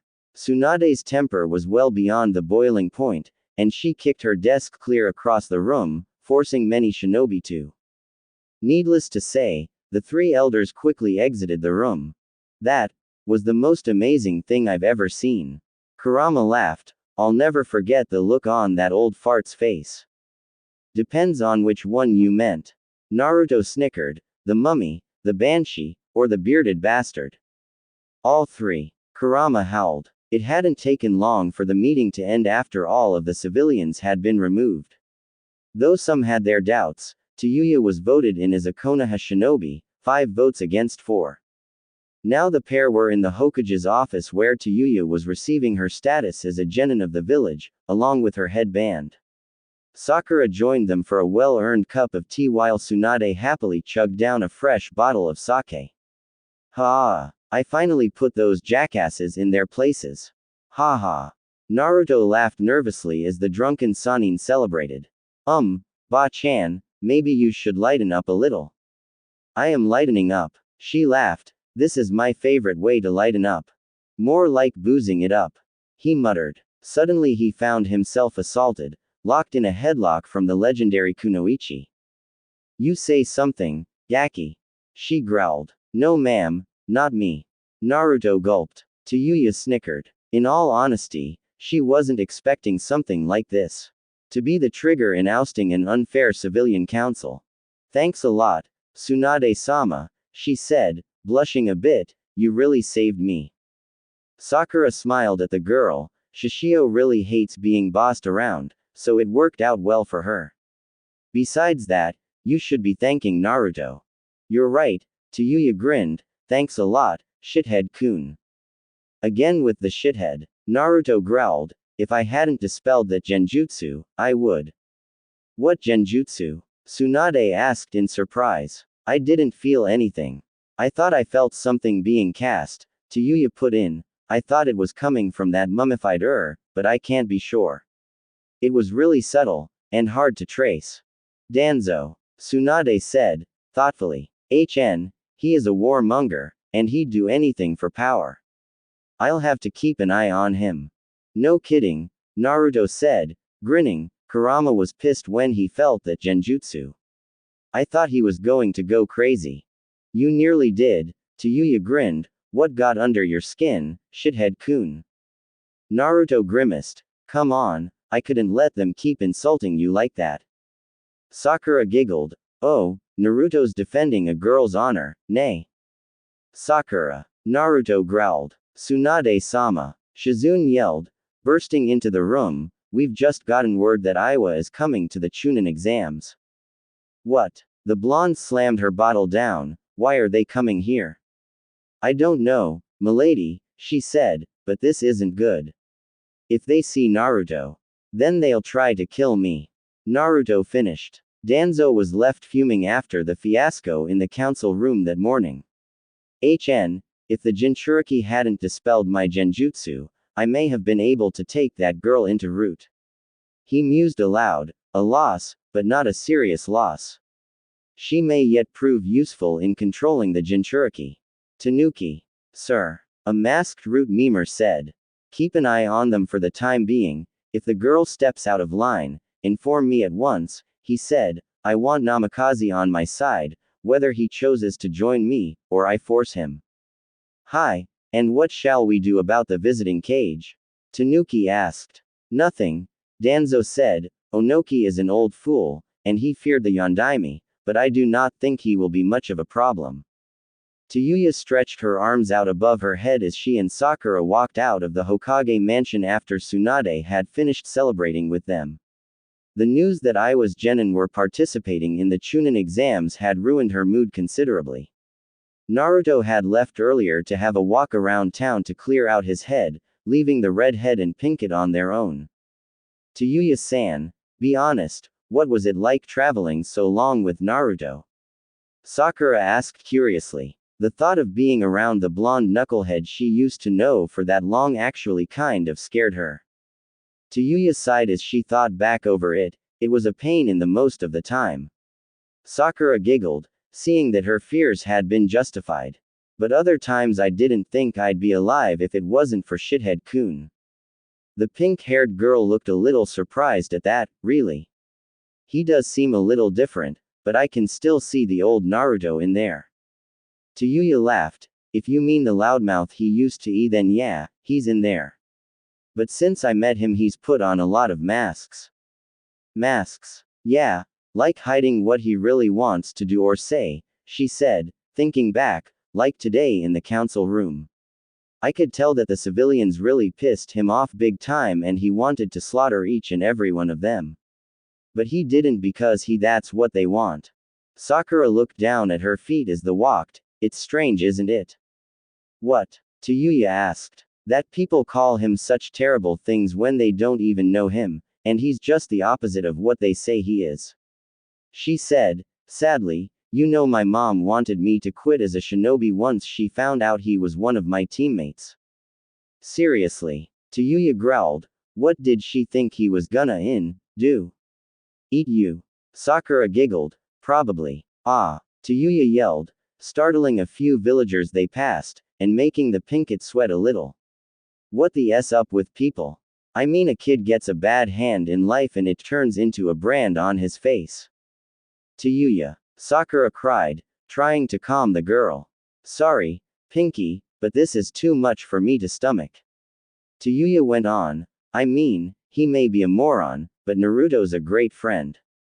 He saved my more than once in some really tight spots, and still got the job done. Sakura blushed a little bit at hearing the Tsuyu's ardent defense of the blonde genin. She'd seen him do some incredible things, that was for sure. She smiled, yeah, he's a real hero in some places. No kidding, Tsuyu said, we went to the land of snow on our trip, and you should have seen the reception we got. It was like he was a prince. And the way that damned princess hung around him. I thought I was back with that pedo Tem. Sakura burst out laughing at the mention of the mission they'd taken back then. Naruto had made real fool out of himself at some points, but then again, his foolishness had won over a princess. She still had the photo she'd given to Sasuke for him. She made a mental note to show to Yuya someday. There was another mission that involved another Kingdom, and that idiot actually hit the prince's son. Sakura laughed. You should have seen the look on his face when Kakashi-sensei tied him up. He told me about that, Tsuyu grinned, and that crazy Lee guy. Apparently he still has a lump on his head from his own nunchaku. Sakura laughed louder, being a witness to the lump in question. It always amazed her how tough Lee and Guy were, despite their uniqueness. Saiga, come on, you don't really need me along, do you? Naruto groaned. Yes, I do, Saiga said with a straight face. I have no desire to be molested in the street, Naruto-san. Naruto looked around them, and it was true that a few girls were following after them at a slow pace. Drop the honorific and call me Naruto like the rest of my friends, Saiga. Naruto grinned. I'm not one for politeness, or respectful titles unless I have no choice.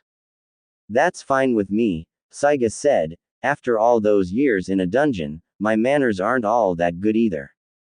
The two boys grinned at each other, causing a few of the pursuing girls to swoon, having never seen Saiga smile all that often. Isn't that Namikaze-sama with him? One of the girls asked. The blonde one, said another. I think so. My mother said that the new clan head was a blonde with blue eyes, and what blue eyes? The girl sighed. Naruto's cerulean blue eyes normally had that effect on people. Go ask him, a third girl urged. No, you ask him. The first giggled. All the while that the young ladies were discussing Naruto's new status, both boys had overheard them, and were not liking where this was going. Is this how it started? Saiga groaned. Yes it is.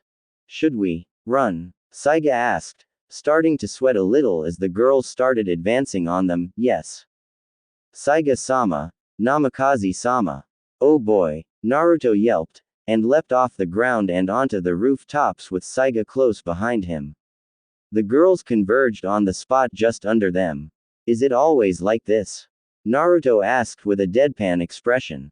Worse, Saiga said. How's that? Naruto asked. Kunoichi. Naruto started sweating comically. Oh no. Look. There they are. A feminine voice yelled. Both Naruto and Saiga looked to the right, and groaned as a fairly large group of young kunoichi was heading straight for them. Well, this is bad, Naruto said. I can avoid civilians all day, and even some Anbu, but an entire squad of kunoichi. Welcome to my world, Saiga sighed, getting to his feet. Better get going if you want to keep your chastity intact.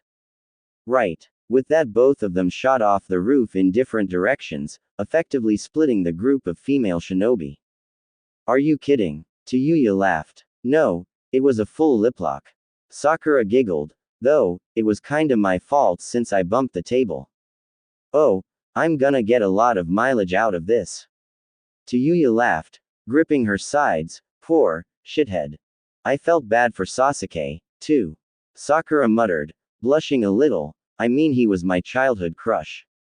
Ha, I don't care. That's hilarious. Tsuyu snorted, wiping a tear from her eye. Just wait till I see him again. Look out below. Wah, both girls said, looking up. Naruto came tumbling off of a rooftop, and barely managed to get his feet back under him before he hit the ground. To Tsuyu, the blonde looked more frazzled than he normally did after a long spar with Jiraiya. What's up with you? Naruto looked up at her. Oh, hey, Tsuyu-chan, he panted. Saiga's fangirls found out who I was in. Namikaze-sama, come back. Oh no, Naruto groaned, getting back to his feet, then clapped his hands together in the ram seal, henge. A puff of white smoke surrounded him, clearing to reveal a blonde girl with long pigtails. Tsuyu felt her eye twitch. The girl he'd changed into had curves in all the right places, and everywhere she didn't. Not a minute later, a large group of kunoichi and civilian girls came running, leaping onto the street. Naruto kept himself calm in his new form while the girls looked around for their lost target. One of the civilians came up to Naruto and asked, "Excuse me, but did you see Namikaze-sama come by here?" Naruto smiled. "Why yes," he said in a soft feminine voice that had Tsuyu gagging. "I do believe he was running toward the forest of death." The girl paled. "But that's the most dangerous field in the village." "Yes, but I've heard he's been in there before," Naruto said, "so he should be fine. I'm not gonna let that stop me." One of the kunoichi growled, "Come on girls, let's go get him." For the kunoichi it was an easy choice, and the group ran in the direction of the forest. The civilians, however. "I'm going home," one said. "Me too," said another. "That forest is full of monsters." Thankfully for Naruto, the crowd soon dispersed. Naruto let out a sigh of relief and dropped the jutsu. "Thank Kami, that's over." He sighed and sank to the ground. "I'm never gonna doubt Saiga again." Tsuyu blinked along with Sakura, giving the blonde a confused expression. What was that about?" Naruto groaned, looking up at the two girls. That was the same thing Saiga goes through each day he takes a stroll. Tsuyu blinked again, then burst out laughing. Naruto glared at her. Sakura tried to hold it in, even biting her lip to keep herself in control, but the very thought of girls chasing Naruto around was just wrong. When the pinkett started up, Naruto harumphed and picked himself up. "You can laugh all you want, but how am I supposed to deal with this? If they catch me, they'll rape me." "Oh, sweet Kami," Tsuyu howled, leaning on Sakura to keep her balance. "That's too much." Sakura giggled. Naruto was about to say something until he heard an uproarious cackling laugh that could only be Kurama. "Not you, too. Admit it." Kurama laughed. "You'd laugh your off if this was the situation with Sasuke. I mean, this is priceless. 3 years ago you couldn't even get Sakura to look at you, and now you have half a village of vixens after the honor of being your bitch. Bahahahaha. I have a sudden urge to desert the village." Naruto deadpanned as he listened to the two girls and Fox's laughter. Unknown location. "Leader Sama, you do realize that the Kyuubi no Jinchuriki will present while we go after the Ikibi?" asked a raspy voice. And there's a chance one of Kumo's Jinchuriki could be there, said a blonde-haired man with a ponytail. That does not matter, said an almost mechanical voice. At this time, we need only capture the Ikibi. Once you have him, we can focus on the others. However, if the Nibi interferes, feel free to subdue it as well. And the Kyubi? Asked a dark-haired man. I will see to him myself when the time is right, said the leader. What about Toby? Toby wants to help too. A masked man yelled happily. Toby, the raspy voice said, you know you're not a full member yet. But Sasori-senpai, Toba's a good boy, and always does what you ask. Toby sulked. Toby wants to be an Akatsuki. Ah, come on, Leader-san, croaked a whispery voice, give the little guy a break. Kisame, if you have such high hopes for him, said the leader, then why don't you partner with him, and find the location of the Sanbi? Just find it, Kisame asked, that won't be a problem. Yay, Toby yelled loudly, making some of the figures wince. Toby gets to go. Quiet you little runt, yelled another, so help me I'll make you an offering to Jashin-sama. No, Toby is too quick for Hidan-senpai. Toby said, and darted away. I still can't believe you deal with that on a daily basis, Naruto groaned while he and Saiga caught their breath at a little tea shop Sakura had suggested after the young Uchiha had finally managed to ditch his fangirls. Believe it, Saiga said, sipping his tea, I had to deal with right as Tsunade-sama got through with my physical rehabilitation. Then when I had to do special training to become a genin alongside some of the Uzumaki clan members, those dopey girls got in the way just because they wanted to see if I'd make a strong husband. Naruto chuckled, sounds like you can have your pick.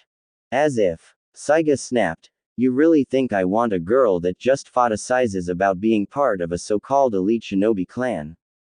I agree with Saiga-kun, Sakura said, grinning. Naruto cast her a look, which one you wanna be, the pot or the kettle? Tayuya snickered while Sora blushed, what's that supposed to mean? Sakura clenched her fist, ready to pummel the young blonde. Just what I said, Sakura, Naruto went on, ignoring the threat, you and Ino chased after Sasuke so much that I thought he'd come to class one day half from being gang-banged by his fan club. We weren't that bad, she said sheepishly, twiddling her thumbs. Naruto smirked, it wasn't until later when we teamed up that you two actually started to connect. Sakura blushed brighter, we did. Sure. I mean beside me and Kakashi-sensei, you were the closest to him. Naruto grinned. Come on, Pinky. Tayuya growled around mouth full of dango, couldn't you pick some other guy? Sakura huffed, trust me, I tried. Really? Naruto asked, then I suppose he'll be left along after we get him back, huh? No, I'm not so sure about that. Sakura sighed, I said I tried, Naruto, but whenever I dated someone else, it just didn't feel right. I even dated Lee a few times. She admitted in slight embarrassment. Naruto's eyes widened, wow. I always thought Lee wore you out. How wore out? Tayuya grinned. Sakura glared at her, not like that. He meant that Rock Lee, aka the Leaf's handsome devil, Saiga sighed, is so full of energy that he would probably make Tsunade-sama pass out in a simple foot race. Saiga, a soft voice called, is that you? Oh. Saiga sat up, Ohayu, Ushio-chan. Naruto and the girls leaned out from their seats as a red-haired girl stepped into the shop. It was clear that this was no doubt one of the Uzumaki clan that Naruto and Tayuya had helped rescue from the shade of her hair. And if that wasn't enough, she wore the orange Uzumaki symbol on both shoulders of her kimono. She looked a little young than the four of them, and had teal-green eyes a little lighter than Sakura's, which lit up when she spotted Naruto. Itoko, I didn't know you'd come back to the village. Naruto looked a little confused as the girl came to take a seat opposite of him, so, we're cousins. Ushio nodded, yes, my mother was your mother's third cousin. She looked over at Tayuya, I'm glad you two are still getting along so well. Why the hell wouldn't we?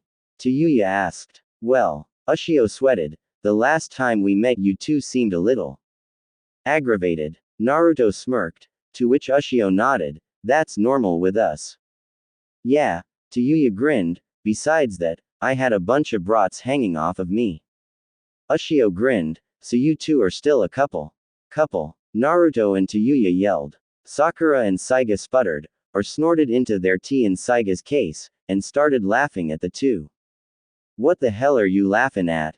Again, they spoke in unison, causing further laughter. Saiga-sama. Saiga stiffened, going pale, oh, no, not again. Namikaze-sama. Naruto groaned, speaking of aggravation. He brought his hands up and preformed the henge once again. Ushio blushed. The blonde girl he'd transformed into had larger than she did. Tayuya had a sudden urge to shout out where Naruto actually was. I've got to learn how to do that. Saiga snapped, and hopped behind the counter to down and hide. You mean you can't do a proper henge? Naruto asked in his female voice. Never was any good at it. Saiga hissed from his hiding spot. Ushio nearly giggled. Saiga was terrible with the henge. She'd once seen him try to change into an Anbu once, and nearly died laughing then when he produced a fat, ugly replica in a tanuki mask. But she fell silent as a smaller group of girls peeked into the shop. Naruto smiled and waved at them. They sighed in disappointment from not finding their targets and slunk away. Sakura got up and watched them go, all clear, boys. Thank, poof, goodness. Naruto sighed. See how it feels? Saiga asked, popping up from the counter. Tayuya giggled, well, look at it this way, shithead-kun, once they see how you eat, they won't ever bother you again. Naruto glared at her, this coming from the girl that burns water. So I can't cook, big deal. She snapped. Ushio sighed, blushing, it must be nice being in love. What's love got to do with this? Both of them asked. The day finally wore Naruto and Tayuya out so much that they retreated home for th afternoon. Naruto stepped into the study to fiddle with a new fuinjutsu he was working on while Tayuya decided she wanted to relax a bit, and headed for the onsen. She took a towel from the bathroom, and few clothes she'd yet to wear, and eagerly walked out into the yard to the steaming house. They'd discover that the small bathhouse was built quite professionally, even having a small dressing room to keep their clothes while they bathed. While she undressed, her new Konoha Hitai tumbled out of her pocket. She bent to pick it up, looking at herself in the reflection. Her face was dapper now, but still naturally pale, and she had a healthy glow in her cheeks thanks to a proper diet. HMPH, she stuck her tongue out at the mirror image and set it in a basket along with her fresh clothing. Like anyone would think I'm pretty, she grumbled. She plucked her cap off and tugged her shirt over her head and tossed them down, reaching back around to unclasp her bra, all those girls chasing shited around melons for tits. The small scrap of lace slid down her shoulders. She shivered, feeling a sharp pang of jealousy. This is so stupid, she said, why am I feeling like this? She looked down at herself. Truthfully, she'd had a decent few years added onto her body, but she was still unsatisfied with her development. Her stomach was now very well toned, and her arms, though they never lost their slenderness, were now sternog bands of steel thanks to all of Jiraiya's training. Each shoulder now had a Jixi-ryoku seal on them, making her body heavier and hard to move, depending on how much chakra she focused on them. Her legs were the same, slender, yet powerful, leading up to a set of finely curved hips that she was somewhat proud of. Her chest, however, cups, she moaned, tearing up. All this time, and I'm still small. Naruto groaned angrily, this seal is going to take a lot of chakra. Fuinjutsu of this level usually does, Kit. Kurama said, sighing in defeat, it'll work for what you have planned, but you'll have to use my chakra to perform the jutsu. I know, and that's the problem. Naruto rubbed the bridge of his nose, no offense, Kurama, but I'd rather not break the seal. I know, and none taken. Bah, if you had the key to the seal, then I could freely give you my chakra without having to worry. Next time you see that pervert of a Sennin, Ask him again why he won't give it to us. I hate to say it, Naruto said, but he probably still doesn't trust you enough to even consider that. Great. Then we'll just have to let him rework the seal a little so that it won't break in the near future. Even I don't know how much chakra is going to be need for this jutsu. Well, Naruto grinned, looking down at his hand and his handiwork. It is supposed to draw in a biju. Naruto woke to someone shaking his shoulder, looking up to see Tayuya standing over him in a purple kimono top and her usual black shorts. Wah, he said sleepily. Tayuya smirked. Come on, you can't sleep here. She looped her arms under his left one and hauled him up. Naruto rose to his feet, swaying slightly as his leap-fogged mind tried to catch up with the situation. Taiyu-chan. Tayuya giggled. Wow, you're really out of it, nay. She helped him stumble down the hall as he tried to walk. Their room wasn't far from the study. We need to get rested up for the Chunin exams, remember? Yeah, he yawned. Ibiki's stupid test. That's right, Tayuya said, sliding the door to their room open. We have to meet Tsunade-san tomorrow to talk about our new teammate. Sleepy. Naruto moaned. Tayuya rolled her eyes, dragging him over to his bed. He was already snoring by the time she made it to the edge. Being smaller than he was, his weight and size unbalanced her as she tried set him down. The result was her feet slipping, and getting tangled with his, and both of them tumbling to the bed, with Tayuya getting the wind knocked out of her as the blonde landed on top of her. Gah, Naruto, you're heavy. Tayuya growled, prodding him. Oi, wake up. She tried to wriggle out from under him. I know you can hear me. Get off me. The only response she got was a soft snore from him. Perfect. Tsunade looked at the boy in front of her, then down at the file that she'd made of him. He was the skinny, malnourished boy he'd been 3 years ago. His hair was long and shaggy, unkempt like most Uchiha would keep their hair. He had the black eyes that all Uchiha had, but they were full of many things that she never saw in the eyes of Fugaku or his son Sasuke. No, this boy's eyes were filled with a strength she'd never seen in any Uchiha. Hope. You understand why I'm a little skeptical about assigning you to their new team? She asked, looking over the boy's figure. You've grown well these past years, and filled out nicely, but you still need some time to recover. I know, Tsunade-sama, but I'd like this chance, Saiga said, smiling. My body's stronger now, and I've still got my training under Orochimaru to use. That's what concerns me the most, she said. His teaching methods are dangerous, sick, and downright disgusting. He taught me ninjutsu and taijutsu skills. Saiga assured her. When he found out that my Sharingan wouldn't activate, he stopped teaching me and lost interest in me. I can understand that, she said. He's wanted the Sharingan for as long as he'd been researching it. Saiga, what I want to know is, can you fight with them? Saiga smiled. You know what I've been through. The drugs are out of my system now, and my body may not be as strong as it should be, but I can fight. Saiga, that's not what I mean, she said. For the last 3 years, despite the female population's attempts, he grimaced at that, you've barely spoken to anyone. Where are your friends? The people you trust? I have friends, he muttered, looking away from her. Saiga, one person does not count, Tsunade sighed. Ushio-chan is a sweet girl, and I'm sure that she's helped you in some ways, but you need to come out of your shell more. Saiga looked down at his feet, a little worried that he wouldn't get the chance to help the 2 people that had rescued him. Tsunade saw his defeated look, and noticed that he actually resembled a young Madara Uchiha, smiling at the fact that the young man couldn't be any different than the long-dead Uchiha. This is one of the reasons I'm putting you with Naruto and Tayuya. Saiga perked up on hearing this. You mean I can try?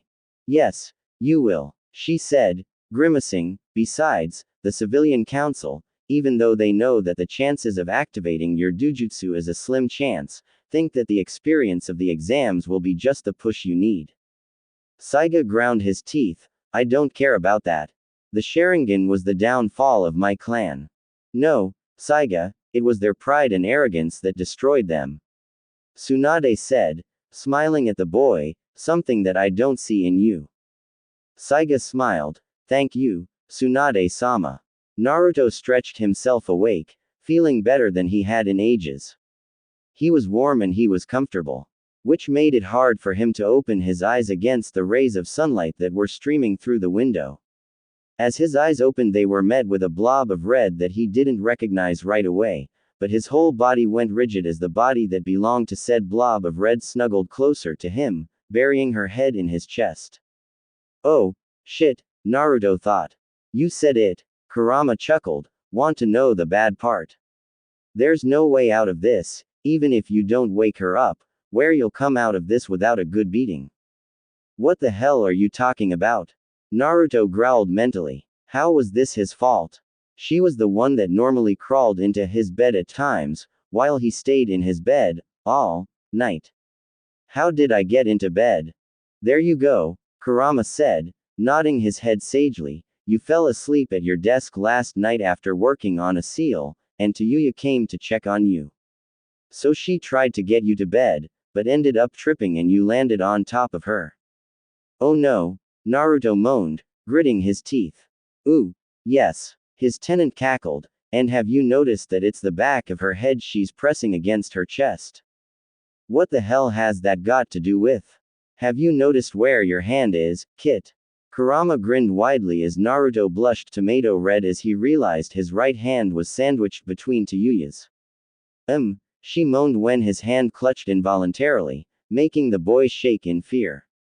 Now's your chance, Kit. Claim your mate. The fox laughed loudly. Go for the neck. I've always heard that was a particularly sensitive area on females.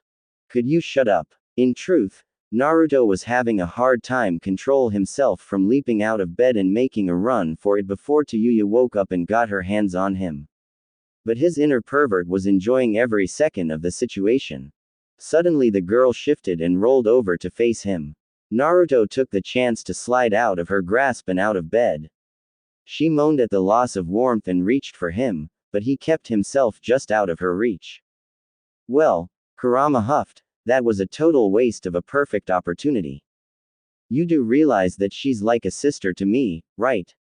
Naruto snapped as he slipped out of the room and down the hall to make breakfast. He felt Kurama sigh inside his seal. Kit, you've got so much to learn. Tayuya's nose twitched when she smelled something that made her mouth water. She opened her eyes, blinking away the blurriness in them and sat up, letting the light blanket fall off of her. She looked over to the side, looking for Naruto and saw her own bed. She blinked a couple of times, then her face turned beet red as she remembered what had happened. Oh, Kami, he saw me, when he woke up. Tayuya stammered, clutching at her face in embarrassment. Shit, she knew that he was never going to let her live this down. Tayuya-chan, Naruto called from the door. Eep. Tayuya brought the blanket up to her chin. Naruto stood there looking a little embarrassed himself, scratching the back of his head and looking away from her. Breakfast is ready, he said somberly. I made your favorite, miso soup and grilled fish. Tayuya looked a little surprised. It was a normal breakfast by anyone's standards, but he only made for her when he was trying to butter her up or apologize. Thanks. She slid out of bed, not looking up. About last night.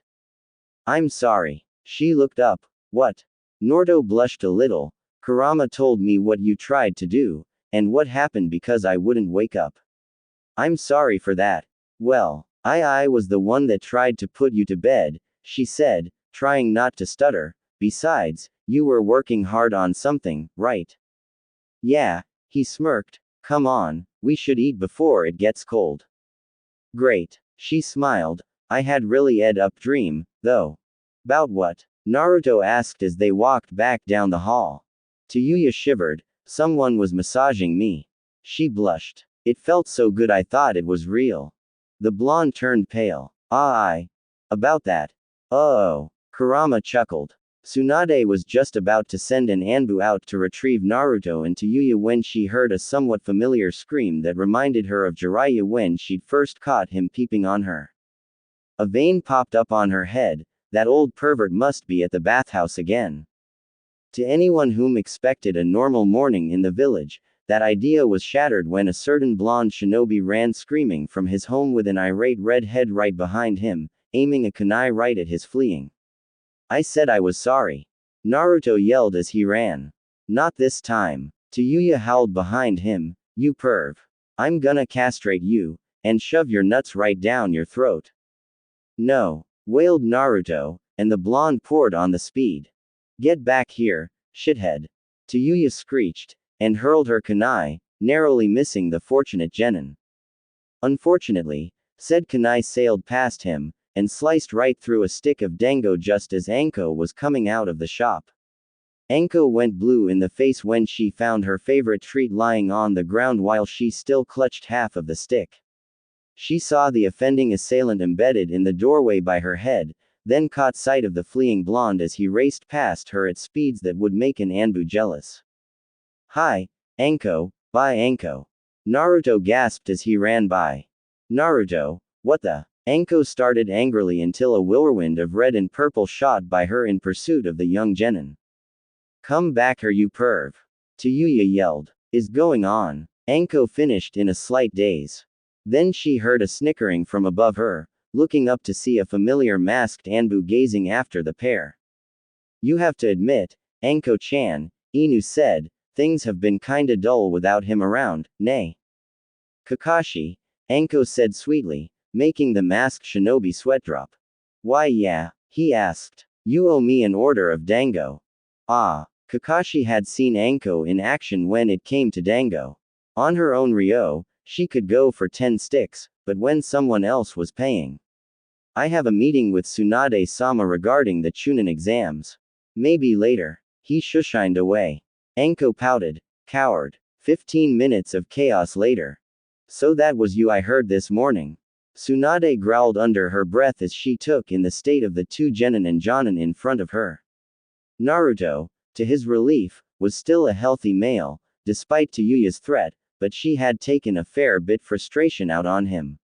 His shinobi vest would need mending in places, and he now sported a puffed up right cheek, as well as a brilliant black eye on the left. Tsude, of course, was fine, though her clothes were slightly out of place thanks to a little scuffle she'd had with one dog-masked Anbu, who had lost half of his mask, revealing his silver hair and mask that obscured the lower half of his face. The one-eyed jonin looked more harassed than anything as he too sported a black eye, though his was covered by his Hittite. One day, the Hokage spoke, barely one full day back in the village, Naruto, and you've caused no end of trouble. I accept full responsibility. He bowed low at the hips, this mess was entirely my fault. This surprised her a little. Normally the young knucklehead would be rambling on and on how it wasn't his fault. Which made her wonder just what in hell's name had happened. Tsude looked shocked herself. But I attacked him, she thought guiltily. It was partially my fault as well, Tsunade-san. Tsunade raised an eyebrow at her. Explain. Both of them blushed, and neither one of them said anything. I take it this was a domestic dispute? Kakashi asked, I smiling at them when they nodded. Naruto, we're both happy to have you back in the village, but please keep the lovers' quarrels at home. It wasn't a lovers' quarrel. Both teens shouted. Tsunade and Kakashi both smiled. The two resembled Minato and Kushina so much it was frightening. Anyway, she said, down to business. The written exams start this afternoon, and you still need a third teammate. Yeah, but who? Naruto asked, his black eye now gone thanks to Kurama, though the wily old fox was not about to let him forget the little beating he'd taken, Sakura. Naruto, Kakashi sighed, no one except you is still a genin from the rookie 9. Gay. Naruto blanched, even bushy brow. He passed last year, Tsunade said, laughing as the blonde fell to the floor comically. Then who? Tsude asked, ignoring her friend's antics. Tsunade smiled, you can come in now. Naruto looked up from where he was weeping and turned to the door. Tsude turned as well, hoping for a decent partner.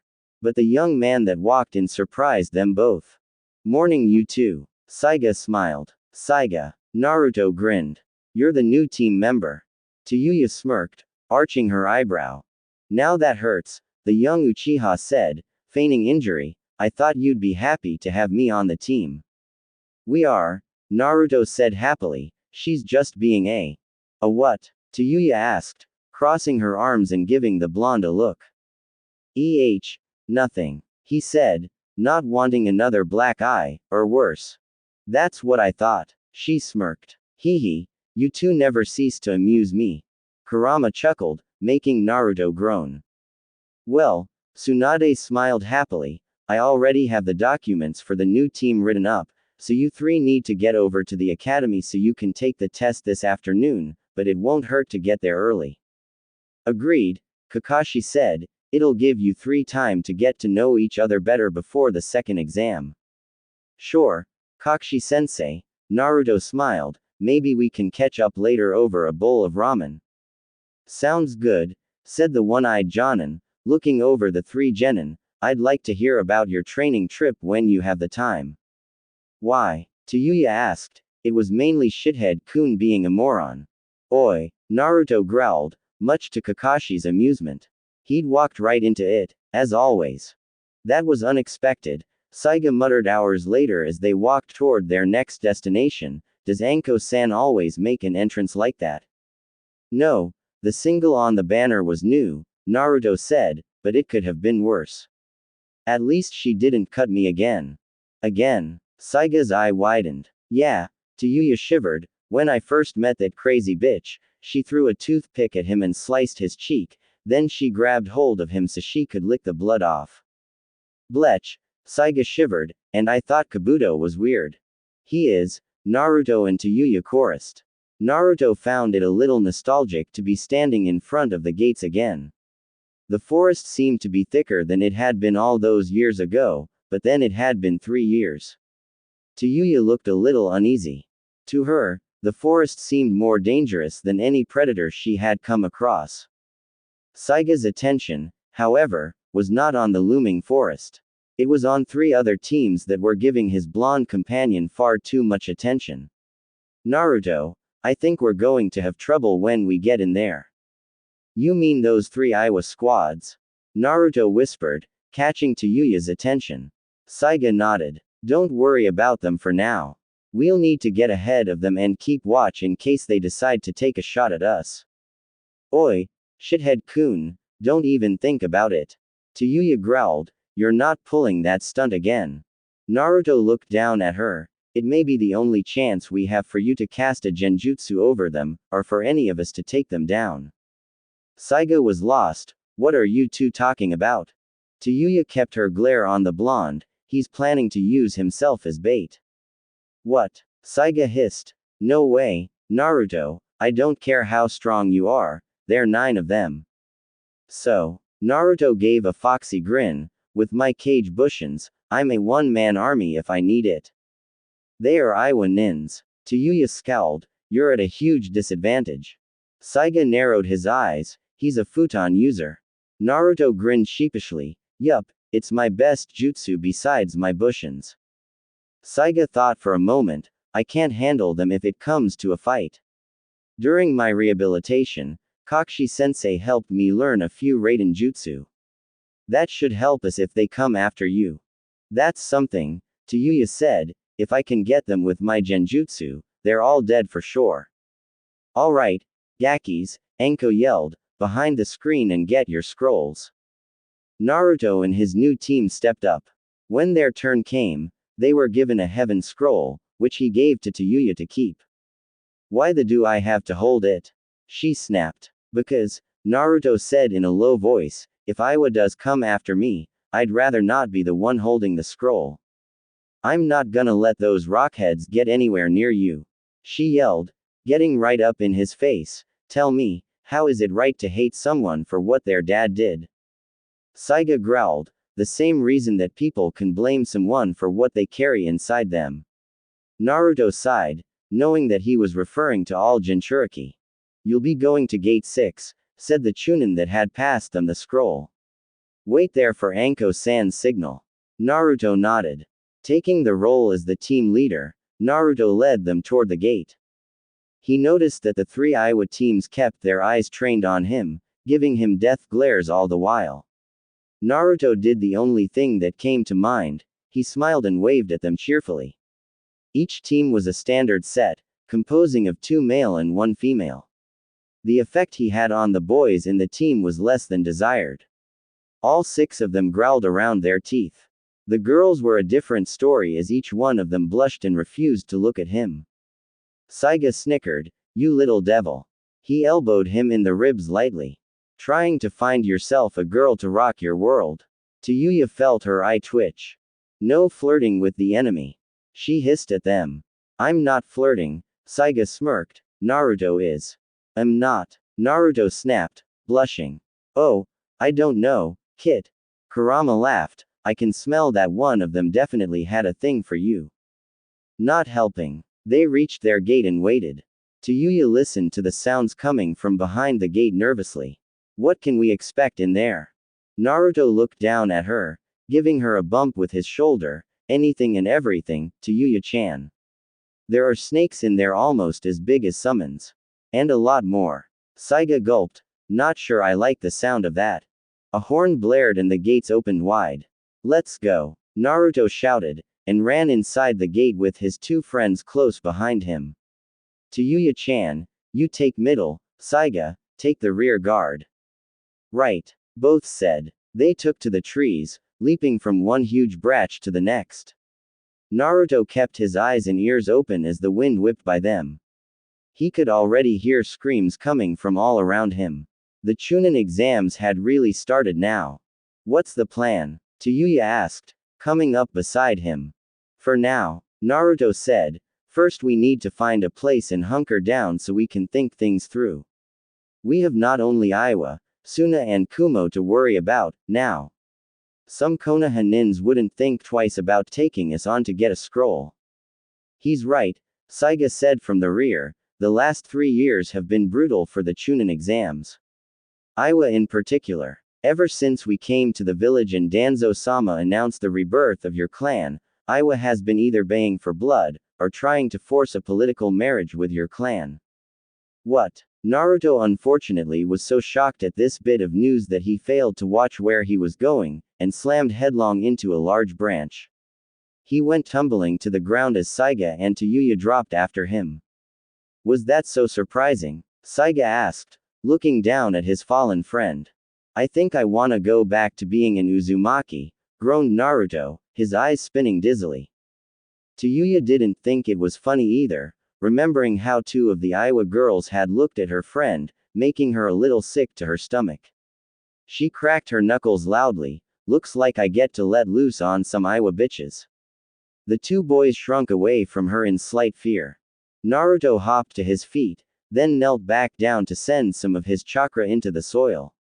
Immediately his senses were flooded with chakra signatures. Many were already far ahead of them, already clustered together in battle. What caught his attention was 3 small individual signatures that had broken off from the fray, and were circling back around, behind them. Naruto snapped his eyes open and looked up at his teammates. "We've got trouble," he said, looking at them both. "It looks like a team's heading this way." "So what will we do?" Saiga asked. "Fight them and search for the scroll we need."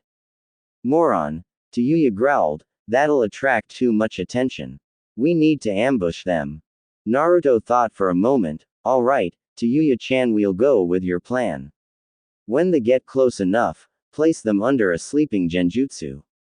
I don't want any deaths on our hands with Onoki coming around for the exams." He turned to Saiga. "I'd like you to be my backup. If it comes to a fight, I want you right there with me. Tsuyu, if you get another chance, don't hesitate to hit them with a more powerful jutsu, just try not to catch us in it.